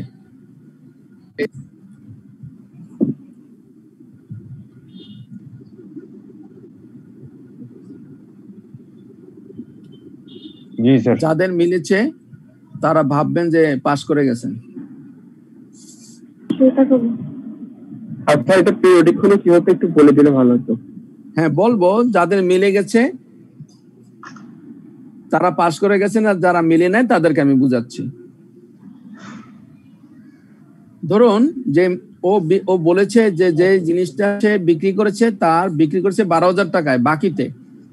তাহলে যেহেতু বাকিতে বিক্রি করেছে, কাজেই অ্যাকাউন্টস রিসিভেবল তো ডেবিট হবেই, অথবা ব্লু ওশেন ইনকর্পোরেশন ডেবিট হবে। আপনি যেটাই লেখুন, আমি দুইটাই লিখেছি, accounts receivable oblique blue Ocean incorporation, যেটা লিখবেন সেটাই হবে ডেবিট। এটুকু তো বুঝেছেন নাকি? ওকে, তাহলে আর কি করেছি? বিক্রি করেছি, যেহেতু সেলস রেভিনিউ ক্রেডিট, অথবা শুধু সেলস দিলেও হবে, sales credit accounts receivable debit. এই জার্নাল তো আমরা অনেক করেছি আগে। তাহলে আমার বাকিতে এলো এন্ট্রি। এখন পারপিচুয়ালে সবসময় আপনাকে কস্টিং বলে দেবে যে যে জিনিস, কারণ কি? কারণ আমরা ডিফারেন্সের সময় বলেছি, খেয়াল আছে কিনা, যে আমরা কিন্তু প্রতিটা ইসের পরপরে আমরা কস্ট অফ গুডস সোল্ডটা বের করতে পারি, কিন্তু পিরিয়ডিক্যালে পারি না। সেই জন্য এই যে কস্ট অফ গুডস সোল্ড সাথে সাথে দিয়ে দেয় যে 12,000 টাকা যেটা মাল বিক্রি হয়েছে তার কস্ট হলো 7,000 টাকা। সেই জন্য আমি এই কস্টটাকে ডেবিট করেছি, কস্ট অফ গুডস সোল্ডকে ডেবিট করেছি।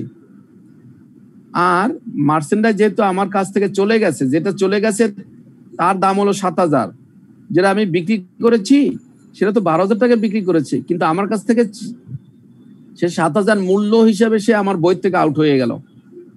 সেজন্য মার্চেন্ডাইজ ইনভেন্টরি ক্রেডিট হলো। কারণ কি? আমি যখন কিনেছিলাম মার্চেন্ডাইজ, তখন এই যে মার্চেন্ডাইজকে ডেবিট করেছিলাম 50,000 টাকার মাল, এখন এই 50 থেকে 7,000 টাকা আউট হয়ে গেল।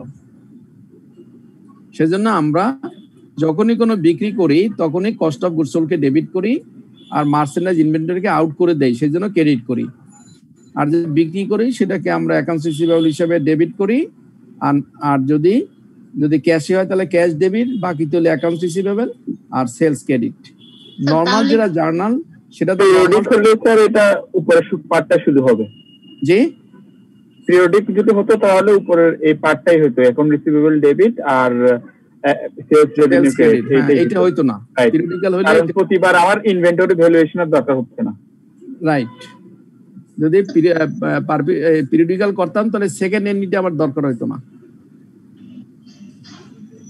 স্যার তাহলে কি বলা যায় 7,000 টাকার পণ্য বিক্রয় করে আমাদের 5,000 টাকা প্রফিট হয়েছে? এখনো বলা যাবে না, আপনার সাথে খরচ আছে না। জি স্যার। আপনি যে বিক্রি করছে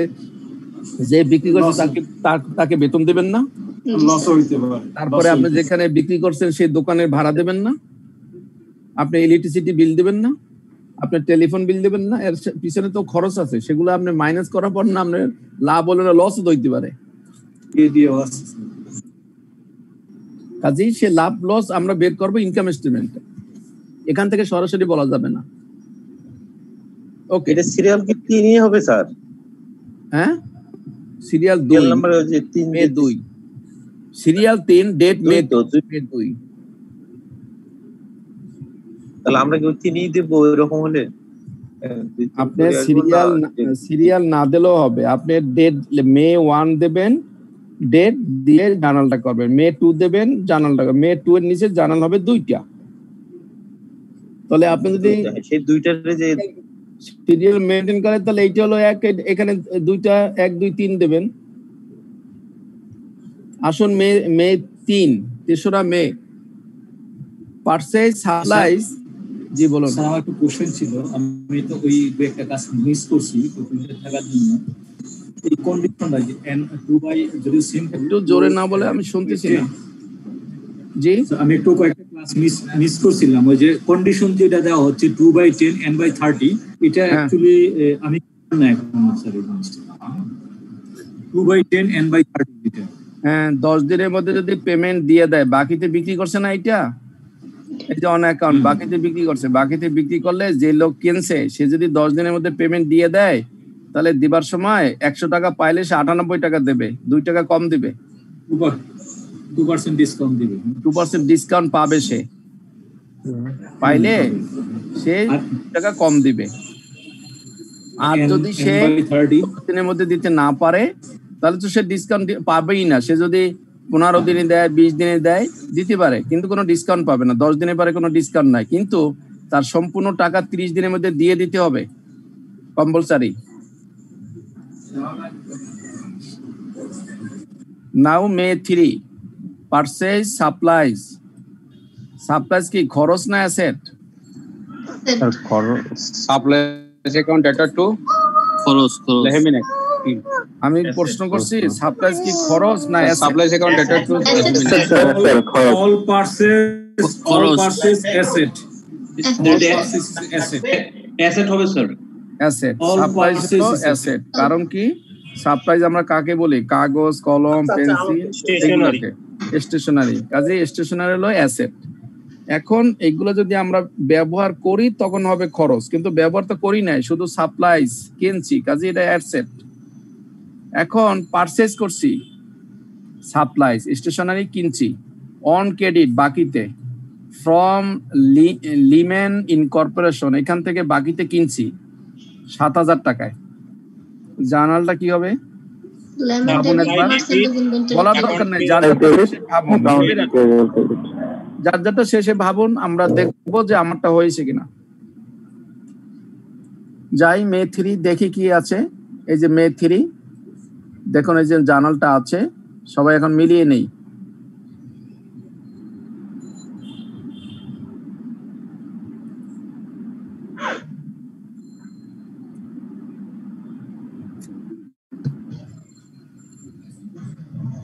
এখানে আমি মার্চেন্ডাইজ ইনভেন্টরি কখন আসবে? যখন কোম্পানি যে পণ্যটা নিয়ে বিজনেস করতেছে সেই পণ্যটা স্টক নিয়ে যখন কাজ করবে তখনই মার্চেন্ডাইজ ইনভেন্টরি আসবে না স্যার? জি জি, কোম্পানির আইটেম। জি জি, এখানে আমি কিন্তু ইচ্ছা করে অ্যাকাউন্টস পেয়াবেল এই জিনিসটা একটু, কারণটা কি, আমি অ্যাকাউন্টস পেয়াবেল এখানে যেমন আমি লিখছি অ্যাকাউন্টস রিসিভেবল লিখছি, আবার ব্লু ওশনও লিখলাম, যে যেটা লেখেন, কিন্তু এখানে এসে কিন্তু আমি আবার ওই লেম্যান ইনকর্পোরেশন পেয়াবেল লিখছি, কিন্তু আমি অ্যাকাউন্টস পেয়াবেল লিখি না অবলিক দিয়া। কারণটা কি স্যার? যে জিনিসটা ক্রয় করছি ওইটা তো আর আমার বিজনেসের জন্য ক্রয় করিনি, এই জন্য মনে হয় স্যার স্পেসিফিক অ্যাকাউন্ট, এই জন্য শুধুমাত্র পেয়েবল হিসেবে। রাইট। আমি যদি এইটাকেও অ্যাকাউন্টস পেয়াবেল লিখি, আর আমি যদি নরমাল যে আমার, তাহলে সেটা আমার বিজনেসের জন্য হচ্ছে। হ্যাঁ, আমার নরমাল বিজনেসের যদি বিক্রি, যেটা আমি পারচেজ করব, সেখানেও যদি আমি অ্যাকাউন্টস পেয়াবেল লিখি, তাহলে তো আমি পার্থক্যটা খুঁজে পাবো না যে আসলে এই অ্যাকাউন্টস পেয়াবেলটা কিসের আর ওই অ্যাকাউন্টস পেয়াবেলটা কিসের। সেই জন্যই এই সাপ্লাই যেহেতু ক্ষণিকের জন্য আমি একজনের কাছ থেকে স্টেশনারি কিনেছি, সেই জন্য তার নামেই আমি ডাইরেক্ট পেয়াবেল করে রাখলাম। আমি অ্যাকাউন্টস পেয়াবেল লিখলাম না ইচ্ছে করে, কারণ আমি কনফিউশন করতে চাই না অ্যাকাউন্টস পেয়াবেলের সাথে, সেই জন্য। স্যার যদি অ্যাকাউন্টস পেয়াবল লিখি তাহলে কি স্যার পরীক্ষায় মার্ক কাটবেন? একটু ভুল হয়েই যাবে, কনসেপ্টে একটু ভুল হয়েই যাবে, কারণ accounts payable only related to sales and purchase, so that এখানে তো আমি সেলও করি নাই, পারচেজও করি নাই। সেল করলে হবে আমার অ্যাকাউন্টস রিসিভেবল, পারচেজ করলে হবে আমার অ্যাকাউন্টস পেয়াবল। তো আমি তো এখানে সেল করি নাই, এখানে পারচেজ করি না, এখানে তো আমি তো পারচেজ করি না, এখানে সাপ্লাই কিনেছি। সাপ্লাই কেনা আর পারচেজ করা তো এক জিনিস না।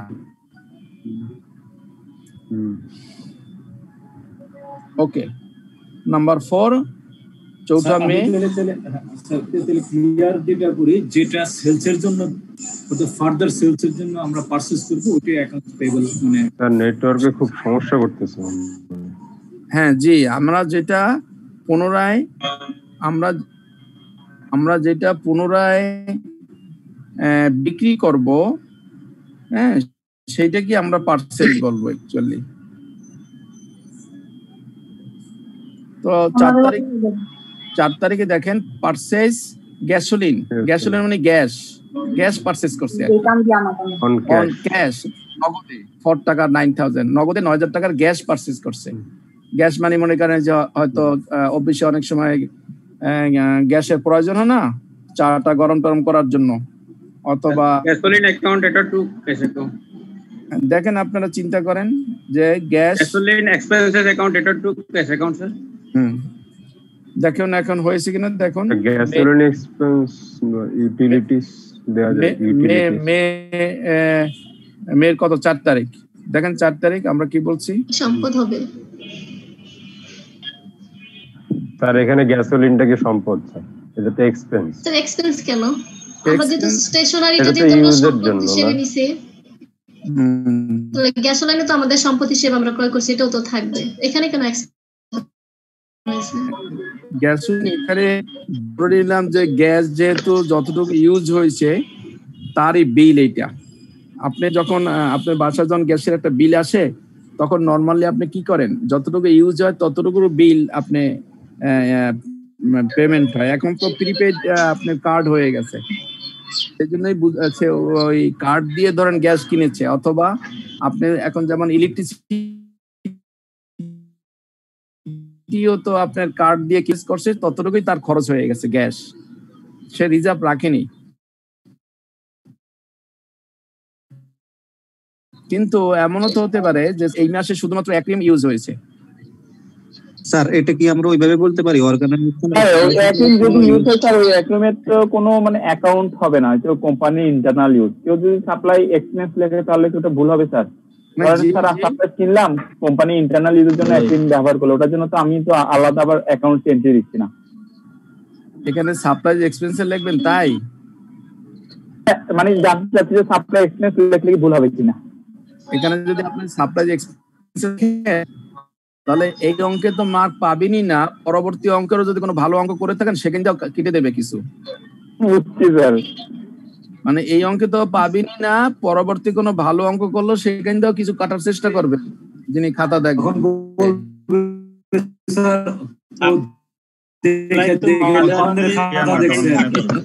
আমি তো বারবার এই সাপ্লাইকে ক্লিয়ার করতেছি, আপনি আবার লিখতে যাবেন কেন?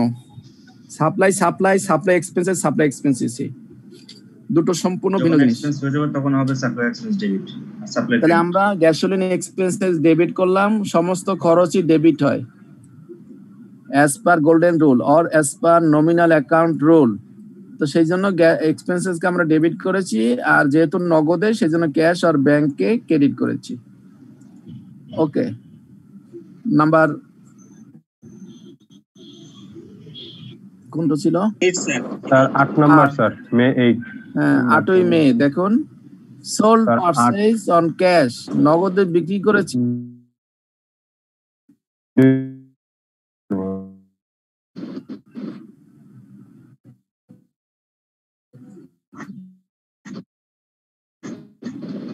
কস্ট অফ মার্চেন্ডাইজ সোল্ড ওয়াজ 3,000, যেটা বিক্রি করেছে তার কস্ট ছিল 3,000 টাকা এবং 5,000 টাকা নগদে বিক্রি করেছে। এখন জার্নাল করুন সবাই মনে মনে। জি স্যার। ক্যাশ অ্যাকাউন্ট এটা তো sir cash sales, cost of goods sold আর মার্চেন্ডাইজ। ক্যাশ ডেবিট আর স্যার ক্যাশ অ্যাকাউন্ট এটা তো দুটো হবে না স্যার এখানে?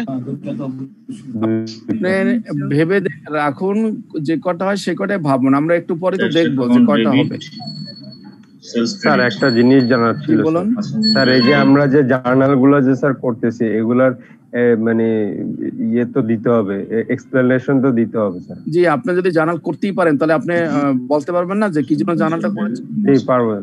না না দিতে হবে, দিতে হবে অবশ্যই, মাস্ট। এটা তো আমি সংক্ষেপে আপনাকে বোঝানোর জন্য, এখন জার্নাল লিখতে গেলে তো সময় লাগবে। জি না না ঠিক আছে স্যার, এটা লিখতে পারবো। হ্যাঁ তাহলে আপনি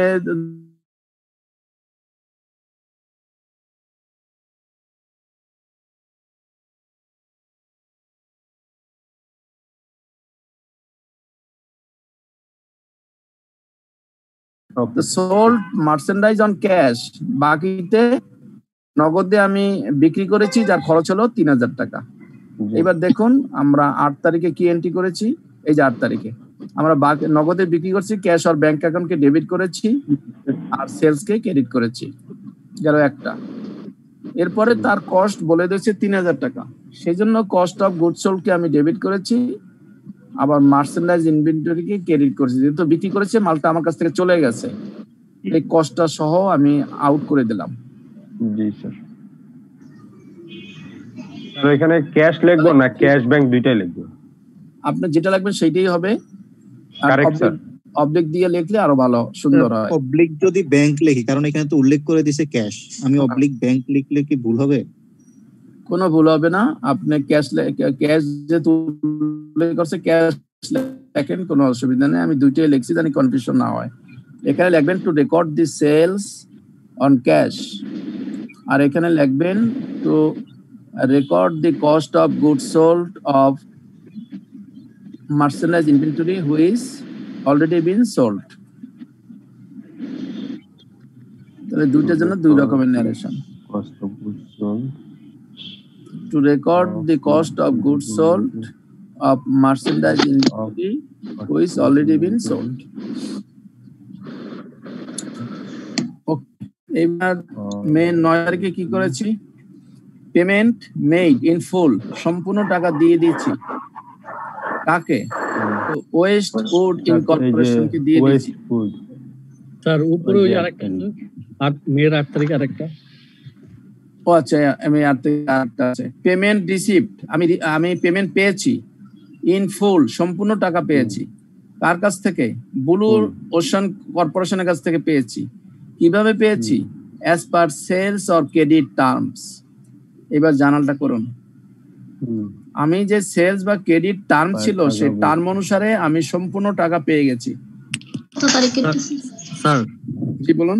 স্যার এইখানে যদি সেলস অর ক্রেডিট টার্ম এই ওয়ার্ড দুইটা না আনতো তাইলেও তো স্যার বুঝতে হতো না যে এটা এই টার্মের মধ্যে, কারণ ডেট তো স্যার ওই টার্মের মধ্যেই পড়ে। মানে এই কথাটা যদি হ্যাঁ ঠিকই ধরেছেন, যদি না বলে দিত তাহলে ইনডাইরেক্টলি আমরা ডেটটা হিসাব করে দেখতাম যে আমার 10 দিনের মধ্যে পড়ে কিনা। সেই 10 দিনের মধ্যে পড়লে আমি ওইভাবে আমি জানাল করবো। আর এখানে লিখে দিয়ে আপনার টেনশনটা দূর করে দিল, আপনাকে আর হিসাব করতে হলো না। অথবা যদি কোশ্চেন একটু হার্ড হয় সেক্ষেত্রে বলবে যে রিসিভড ইন ফুল বা শেষ, তখন আপনাকে ওই হিসাব করে দেখতে হবে 10 দিন।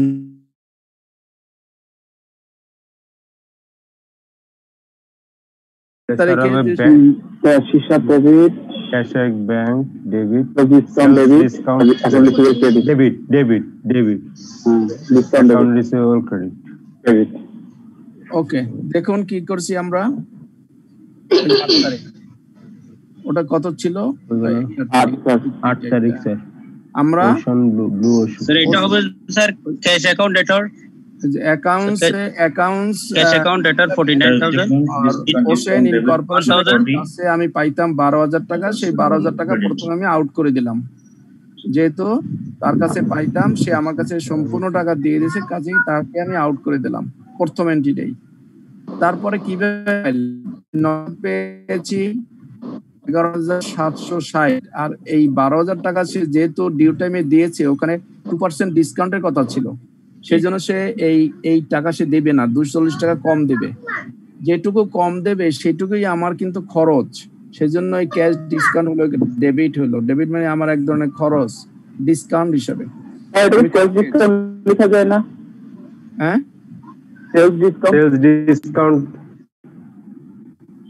সেলস ডিসকাউন্ট লিখলে এটা আবার একটু কনফিউশন হয়ে যায়, কারণ ওই যে ট্রেড ডিসকাউন্ট আছে ওটার সাথে অনেক সময় মিক্স হয়ে যেতে পারে। সেজন্য আমি ওই যে সেলস লিখে কনফিউশন করি না আর কি। আপনারা যদি কনফিউশন না থাকে লিখতে পারেন, অসুবিধা নেই। না স্যার, বিষয়টা হচ্ছে পরীক্ষার সময় ক্যাশ বা সেলস যদি লিখি, মানে ক্যাশের জায়গায় যদি সেলস লিখি সেক্ষেত্রে মার্ক কাটবে কিনা, এই জন্য মার্ক কাটবে না। ওকে স্যার, ঠিক আছে, তাহলে ঠিক আছে স্যার।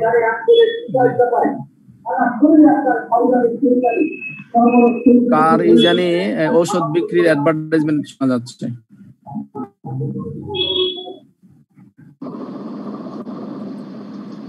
ওকে, তাহলে আমরা যদি কারো কস্ট অফ গুডস সোল্ডটাকে ডেবিট করলাম কেন?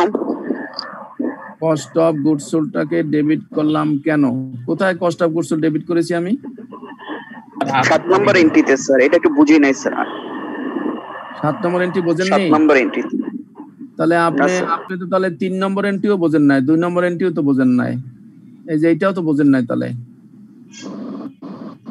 এটাও তো বোঝার কথা না। তাহলে এই যে এইটা আর এইটা তো সেম এন্ট্রি, এইটা আর এইটা তো সেম এন্ট্রি, শুধু অ্যামাউন্টটা আলাদা। এটা হলো পারপিচুয়াল ইনভেন্টরির কারণে। আমরা যখন নগদে বিক্রি করি তখন ক্যাশ হয় ডেবিট আর সেলস সবসময় ক্রেডিট হয়। এবং পারপিচুয়াল ইনভেন্টরি সিস্টেমের সাথে সাথে কস্ট অফ গুডস ডেবিট করতে হবে। এই জন্য আমরা কস্টটাকে ডেবিট করেছি, আর মালটাকে যে জিনিসটা বিক্রি করেছে সেইটাকে আমার স্টোর থেকে আউট করতে হবে, সেই জন্য মার্চেন্ডাইজ ইনভেন্টরিকে ক্রেডিট করেছি। কস্ট অফ গুডস সোল্ড এটাকে এক্সপেন্স থেকে আমরা ডেবিট করছি sir. Cost of goods sold expense দেখে ডেবিট করি নাই। যে জিনিসটা আমি যখন ইনকাম স্টেটমেন্ট করব তখন তো আমি সেলস থেকে মাইনাস করব কস্ট অফ গুডস সোল্ড, সেই কস্ট অফ গুডস সোল্ডটাই এখনই বের করে নিচ্ছি আমি perpetual ইনভেন্টরিতে।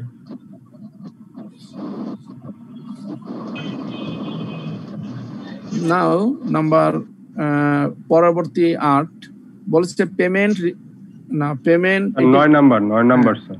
Payment made in full, আগেটা ছিল পেমেন্ট রিসিভড, পেমেন্ট পেয়েছেন, আর এবার হলো পেমেন্ট মেড, পেমেন্ট দিয়েছেন সম্পূর্ণ টাকা। ওয়েস্টউড ইনকর্পোরেশন তাকে কিভাবে দিয়েছেন? As per sales of credit term. Sales এবং ক্রেডিট টার্ম না বললেও যে একজনে বলো, যদি না বলতো এটুকু তাহলে আমরা হিসাব করে দেখতাম যে 9 তারিখে যেহেতু পেমেন্ট দিয়েছে, ওয়েস্ট উডের কাছ থেকে কবে কিনেছে সেই তারিখ দেখে যদি দেখি যে টার্ম ঠিক আছে, তাহলে আমরা সেই একই ট্রিটমেন্ট করব। যদি আমাকে as per sales or credit টার্মটা নাও বলে,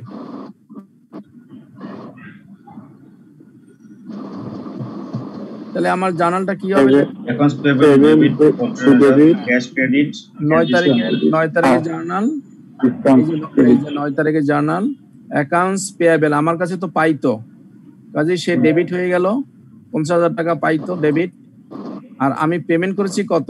50,000 থেকে ওখানে 2% আমি 1,000 টাকা পেমেন্ট কম দিয়েছি, 49,000 টাকা পেমেন্ট দিয়েছি ক্যাশ আর ব্যাংক, 49,000 ক্রেডিট হয়েছে। আর যেটুকু কম দিয়েছি সেটুকু ক্যাশ ডিসকাউন্ট হিসেবে আমি এখানে ক্রেডিট করেছি। সো দ্যাট একটা কথা মনে রাখবেন, যদি ওখানে আমরা সেলস ডিসকাউন্ট লিখি তাহলে এখানে আমরা লিখবো পারচেজ ডিসকাউন্ট, আর যদি আমরা ক্যাশ ডিসকাউন্ট লিখি তাহলে ওখানেও ক্যাশ ডিসকাউন্ট, এখানেও ক্যাশ ডিসকাউন্ট। আমরা ক্যাশ ডিসকাউন্টের প্লাস মাইনাস করে যেটুকু থাকবে সেটুকু আমরা ইনকাম স্টেটমেন্টে চার্জ করব। Sir discount allowed, discount received এভাবে লেখলে হবে না স্যার? অ্যালাউড আর রিসিভ লেখার দরকার না, ওই সেলস ডিসকাউন্ট বা পারচেজ ডিসকাউন্ট লেখলেই হয়। হ্যাঁ, আর ওইটা হলো ক্রেডিট থাকে, এটাও ক্রেডিট। আর যদি ক্যাশ ডিসকাউন্ট লেখেন তাহলে দুইটাতেই ক্যাশ ডিসকাউন্ট লিখলে এর নেট ফিগারটা আমরা নিয়ে কাজ করতে পারবো ভবিষ্যতে। আর সময় শেষে স্যার শেষ। হ্যাঁ জি, এর পরের এন্ট্রিটা কি? স্যার পারচেজ ডিসকাউন্টটা আপনার ক্রেডিট হচ্ছে আর কি।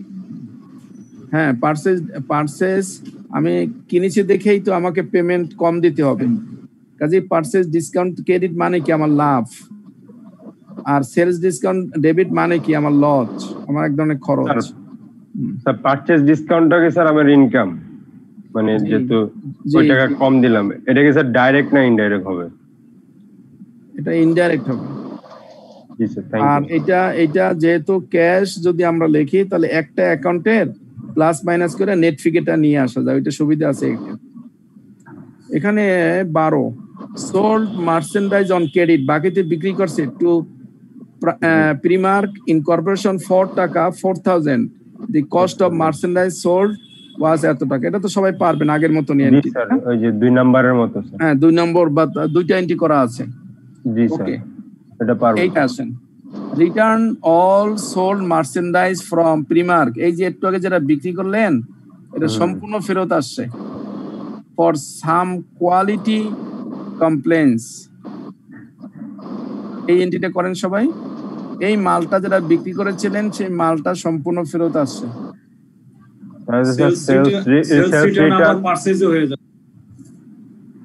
সবাই এন্ট্রি হবে ডেবিট হয় স্যার, ডেবিট হয় সেলস রিটার্ন আর হচ্ছে অ্যাকাউন্ট রিসিভেবল। শুধুমাত্র স্যার ওই যে 4000 টাকা যে বিক্রি হয়েছে ওইটাই হবে। 15,000 টাকা 15 তারিখ দেখেন, যখন আমি বিক্রি করেছিলাম তখন এন্ট্রি কি করেছিলাম? 15 তারিখ না, কোনটা? এইটা না? হ্যাঁ, এই যে accounts receivable debit to sales আমি বিক্রি করেছিলাম 4000 টাকা, ঠিক আছে? জি স্যার, 4000 টাকা। তার কস্ট ছিল কত? 2700। তাহলে cost of good sold debit, merchandise inventory credit, এই ছিল আমার বিক্রির সময় এন্ট্রি, এই দুটা। এবার সে ফেরত দিয়েছে, তাহলে যেটা সেলস রেভিনিউ ক্রেডিট ছিল সেই সেলস রেভিনিউকে ডেবিট করে ফেললাম উল্টা, এবং অ্যাকাউন্টস রিসিভেবল ছিল আপনার ডেবিট, অ্যাকাউন্টস রিসিভেবল হয়ে গেল ক্রেডিট, ঠিক আছে? এইবার আসুন, আসবে না সেলস রেভিনিউ সেলস রিটার্নটা? স্যার সেলস রেভিনিউর জায়গায় কি সেলস রিটার্নটা কি আসার কথা? আপনি কি ওই ডিফারেন্সটা পড়েছিলেন? আমার ক্লাসটা করেছিলেন? Difference of merchandise inventory and perpetual inventory. Confusion ছিল স্যার, আমি স্যার একটা আগে করে রাখছিলাম তো এই জায়গায় একটু কনফিউশন লাগতেছিল, মানে এটা কি রিটার্ন না, হবে নাকি? কনফিউশন লাগে না। আপনি ওখানে কনফিউশন লাগলে তো আপনি কোশ্চেন করতেন, আপনি আজকে এসে কনফিউশন লাগবে কেন? আপনি তো ওই দিনই কোশ্চেন করতেন, স্যার এইটা আমি বুঝি নেই। এটা পারপিচুয়াল ইনভেন্টরিতে আমরা সেভাবে রেকর্ড করি না, সো দ্যাট আমরা এখানে যেটুকু ডেবিট করেছি, যা যা ডেবিট করেছি তাকে করছি ক্রেডিট, আর যাকে ক্রেডিট করছি তাকে করছি ডেবিট, জাস্ট উল্টা এন্ট্রি দুইটাই, যেহেতু মালটা ফেরত আসছে। আমরা বিক্রির সময় যে এন্ট্রি করেছি ফেরতের সময় জাস্ট তার দুটোরই উল্টা এন্ট্রি করে দিলাম। ওকে, এর পরেরটা দেখেন কি আসছে। হ্যাঁ, আমরা যদি বলুন স্যার, আমরা যদি এখানে যে অ্যাকাউন্ট যেটা লিখে আছে, আমরা কোথাও যদি অ্যাকাউন্ট রিসিভেবল না লিখে শুধু ওই যে কোম্পানির নামটা লিখবো, লাইক হচ্ছে প্রাইমার্ক ইনকর্পোরেশন, সেক্ষেত্রে কি কোনো ইয়ে হবে নাকি অবলিক দিয়ে দুইটাই লিখবো আমরা? কোনটা বেটার হবে? এটা তো আমি 3 বার বলেছি, এর এন্ট্রি তো এটা শেষ এন্ট্রি, এর আগের এন্ট্রি গুলোর সময় তো বলেছি যে আপনি যেটা লিখবেন সেটাই হবে, অ্যাকাউন্টস রিসিভেবল লিখলেও হবে, এর নামটা লিখলেও হবে। ওকে, লাস্ট এটা হলো যে রিটার্ন অর সোল্ড প্রিমিয়াম, এটা লাস্ট হলো payment made to Leman incorporation in full, সম্পূর্ণ টাকা পেমেন্ট দিয়েছেন লিম্যানকে। তাহলে লিম্যানের কাছ থেকে কি কিনেছিলেন? স্যার ওই যে ইয়ে কিনছিলাম, সাপ্লাই স্যার, 3 তারিখে স্যার, এই যে 3 তারিখে সাপ্লাই কিনছিলাম। হ্যাঁ, এটা পেমেন্ট দিয়ে দিয়েছেন, এটা তো একটা সোজা এন্ট্রি, টাকাটা পেমেন্ট দিয়ে দিয়েছেন, যেটা 3 তারিখে কিনেছিলেন। তাহলে আমরা একদম সোজা এন্ট্রি, যেটা আমরা কিনেছিলাম সেটা লিম্যানকে আমরা তখন করেছিলাম ক্রেডিট, এখন করলাম ডেবিট, পেয়াবেল, এবং আমি তাকে টাকা দিয়ে দিলাম, টাকাটা ক্রেডিট হয়ে গেল। স্যার একটা জিনিস আমি মনে মিস করে গেছি স্যার, সরি স্যার। এই যে 13 তারিখে যে স্যার মার্চেন্ডাইজ ইনভেন্টরি ডেবিট আর cost of goods sold credit, এই জিনিসটা মিস করে গেছি স্যার। এটা উল্টা হবে আর কি। মিস করে গেছেন, কোনো সমস্যা নাই। আপনি এই যে 12 তারিখ যে জিনিসটা বিক্রি করেছে সেটা তো করেছেন। জি জি। তাহলে 13 তারিখে হলো মালগুলা ফেরত আসছে, তাহলে 12 তারিখ যে এন্ট্রি দিয়েছেন 13 তারিখ তার উল্টা এন্ট্রি দেবেন, আর কিছু না। দুইটা entry, cost of goods sold সহ। হ্যাঁ, আপনি 12 তারিখ দুইটা দিয়েছেন, 13 তারিখ আইসে তো আমি বলছি সম্পূর্ণ উল্টা দেবেন, তাহলে একটা তো আর বাদ দেওয়ার কোনো কোশ্চেন নাই। যেভাবে এখানে যা ডেবিট করছেন তার ওখানে ক্রেডিট করবেন, ওখানে যেটা ক্রেডিট করছেন এখানে ডেবিট করবেন, যেহেতু মালগুলো সম্পূর্ণ ফেরত আসছে। তবে এখানে একটা কথা আছে, যারা কোশ্চেন করার কথা ছিল আপনাদের করেননি অনেকেই, আমার কাছে মনে হচ্ছে সবাই ভালো বুঝতেছেন এবং সবাই ইনশাআল্লাহ এক্সান্সি পাস করবেন, তাহলে তো কোশ্চেন করতেন। আর সময় শেষ, সময় শেষ স্যার। এই যে আরেকটু যদি এখানে স্যার দুইটা বিষয়, কেউ হয়তো অনেক বেশি বুঝে গেছে তার দরকার নাই, আর কেউ হয়তো স্যার কিছুই বুঝে না, এই অবস্থা স্যার। আমি নিজেই আসলে বুঝিনি, আমি নিজেই বুঝিনি, এই জন্য আপনারা বলছেন আপনাদের কাছে করছেন। সেটা হলো এখানে মাল তো ফেরত দিয়েছে, যা বিক্রি করছি তাই সম্পূর্ণ মালটাই ফেরত দিচ্ছে। যদি এমন হতো যে এই মালের অর্ধেক ফেরত দিয়েছে বা 3 ভাগের 1 ভাগ ফেরত দিয়েছে, এবং সেখানে যদি বলতো যে ওই যে কিছু পেমেন্ট দিয়েছে কিছু ফেরত দিয়েছে এবং পেমেন্ট দিয়েছে, ওই যে ওখানে যদি বলতো যে লিস্ট প্রাইস এবং আপনার ডিসকাউন্টটা দেওয়ার পরে সেলস প্রাইস এবং লিস্ট প্রাইস যদি দিয়ে দিত, তাহলে কি হতো এই জিনিসটা একবার সবাই খেয়াল করবেন। যেখানে তো আমাকে যা বিক্রি করছি সেটাই ফেরত দিয়েছে, একদম সুন্দরভাবে এন্ট্রি করছি, কোনো সমস্যা হয়নি, কিন্তু পার্শিয়ালি তো ফেরত হতে পারতো, অথবা এমনও হতে পারতো যে লিস্ট প্রাইস বলে দিত, সেলস প্রাইস বলতো না, তাও হতে পারতো। লিস্ট প্রাইস এত ছিল, ডিসকাউন্টে বিক্রি করেছিল, লিস্ট প্রাইস এত ছিল। কাজে আমরা কিন্তু লিস্ট প্রাইস নিয়ে এর আগে অনেক এন্ট্রি করেছি, কাজে সেই এন্ট্রি গুলা কিন্তু এখানেও ঢুকিয়ে দিতে পারতো। কাজে ভুলে গেলে হবে না, জার্নাল যা করেছি প্রত্যেকটা জার্নাল যদি বুঝে থাকেন প্রথম থেকে এখন পর্যন্ত, তাহলে পরীক্ষাতে সমস্যা হওয়ার কথা না। ওকে, লাস্ট এন্ট্রিটা হলো রেন্ট অ্যাক্রুড বাকি for the month of May, 1300 টাকা ভাড়া বাকি আছে, মে মাসের ভাড়া বাকি আছে। তাহলে এন্ট্রিটা কি হবে? Last of rent expenses, rent expenses debit, not rent. Rent শুধু যদি বলেন রেন্ট আপনি পেতেও পারেন দিতেও পারেন, পাইলে হবে ইনকাম, দিলে হবে খরচ। কাজে আপনাকে ক্লিয়ার বলতে হবে রেন্ট এক্সপেন্সেস ডেবিট আর রেন্ট পেয়াবেল এখনো দেননি, পেয়াবেল কে আমরা ক্রেডিট করব, rent payable credit, rent expenses debit. আমরা আজকের এখানেই ক্লাস শেষ করতেছি।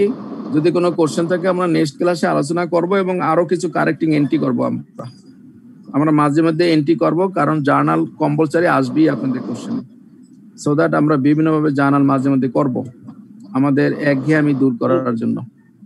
তো সবাইকে অসংখ্য ধন্যবাদ। এই অঙ্কের সাথে এই জার্নাল থাকবে? থাকতে পারে, হ্যাঁ, এই যে থাকবে, এই যে পারপিচুয়াল ইনভেন্টরি সিস্টেম, সেটা এই জার্নালটা কি শুধু আলাদা একটা নাম্বার দিয়ে থাকবে না এর 20 এর 5 বা 10 আলাদা থাকতে পারে? লিপোপিপো অঙ্ক দিয়া, এতে লিপোপিপোর একটা অঙ্ক দিল, বিতে একটু জার্নাল দিল, কিভাবে দেবে আমি কিভাবে বলবো বলেন? আমি সবভাবে শিখাচ্ছি আপনাদের। স্যার পিরিয়ডিক্যাল একটা জার্নাল যদি দিতেন অঙ্ক। পিরিয়ডিক্যালের জার্নাল তো আমরা নরমাল জার্নালই করে আসছি, ওইটাই পিরিয়ডিক্যাল জার্নাল গুলো। পারপিচুয়াল বাদে যেটা নরমাল জার্নাল করি সেগুলোই তো পিরিয়ডিক্যাল,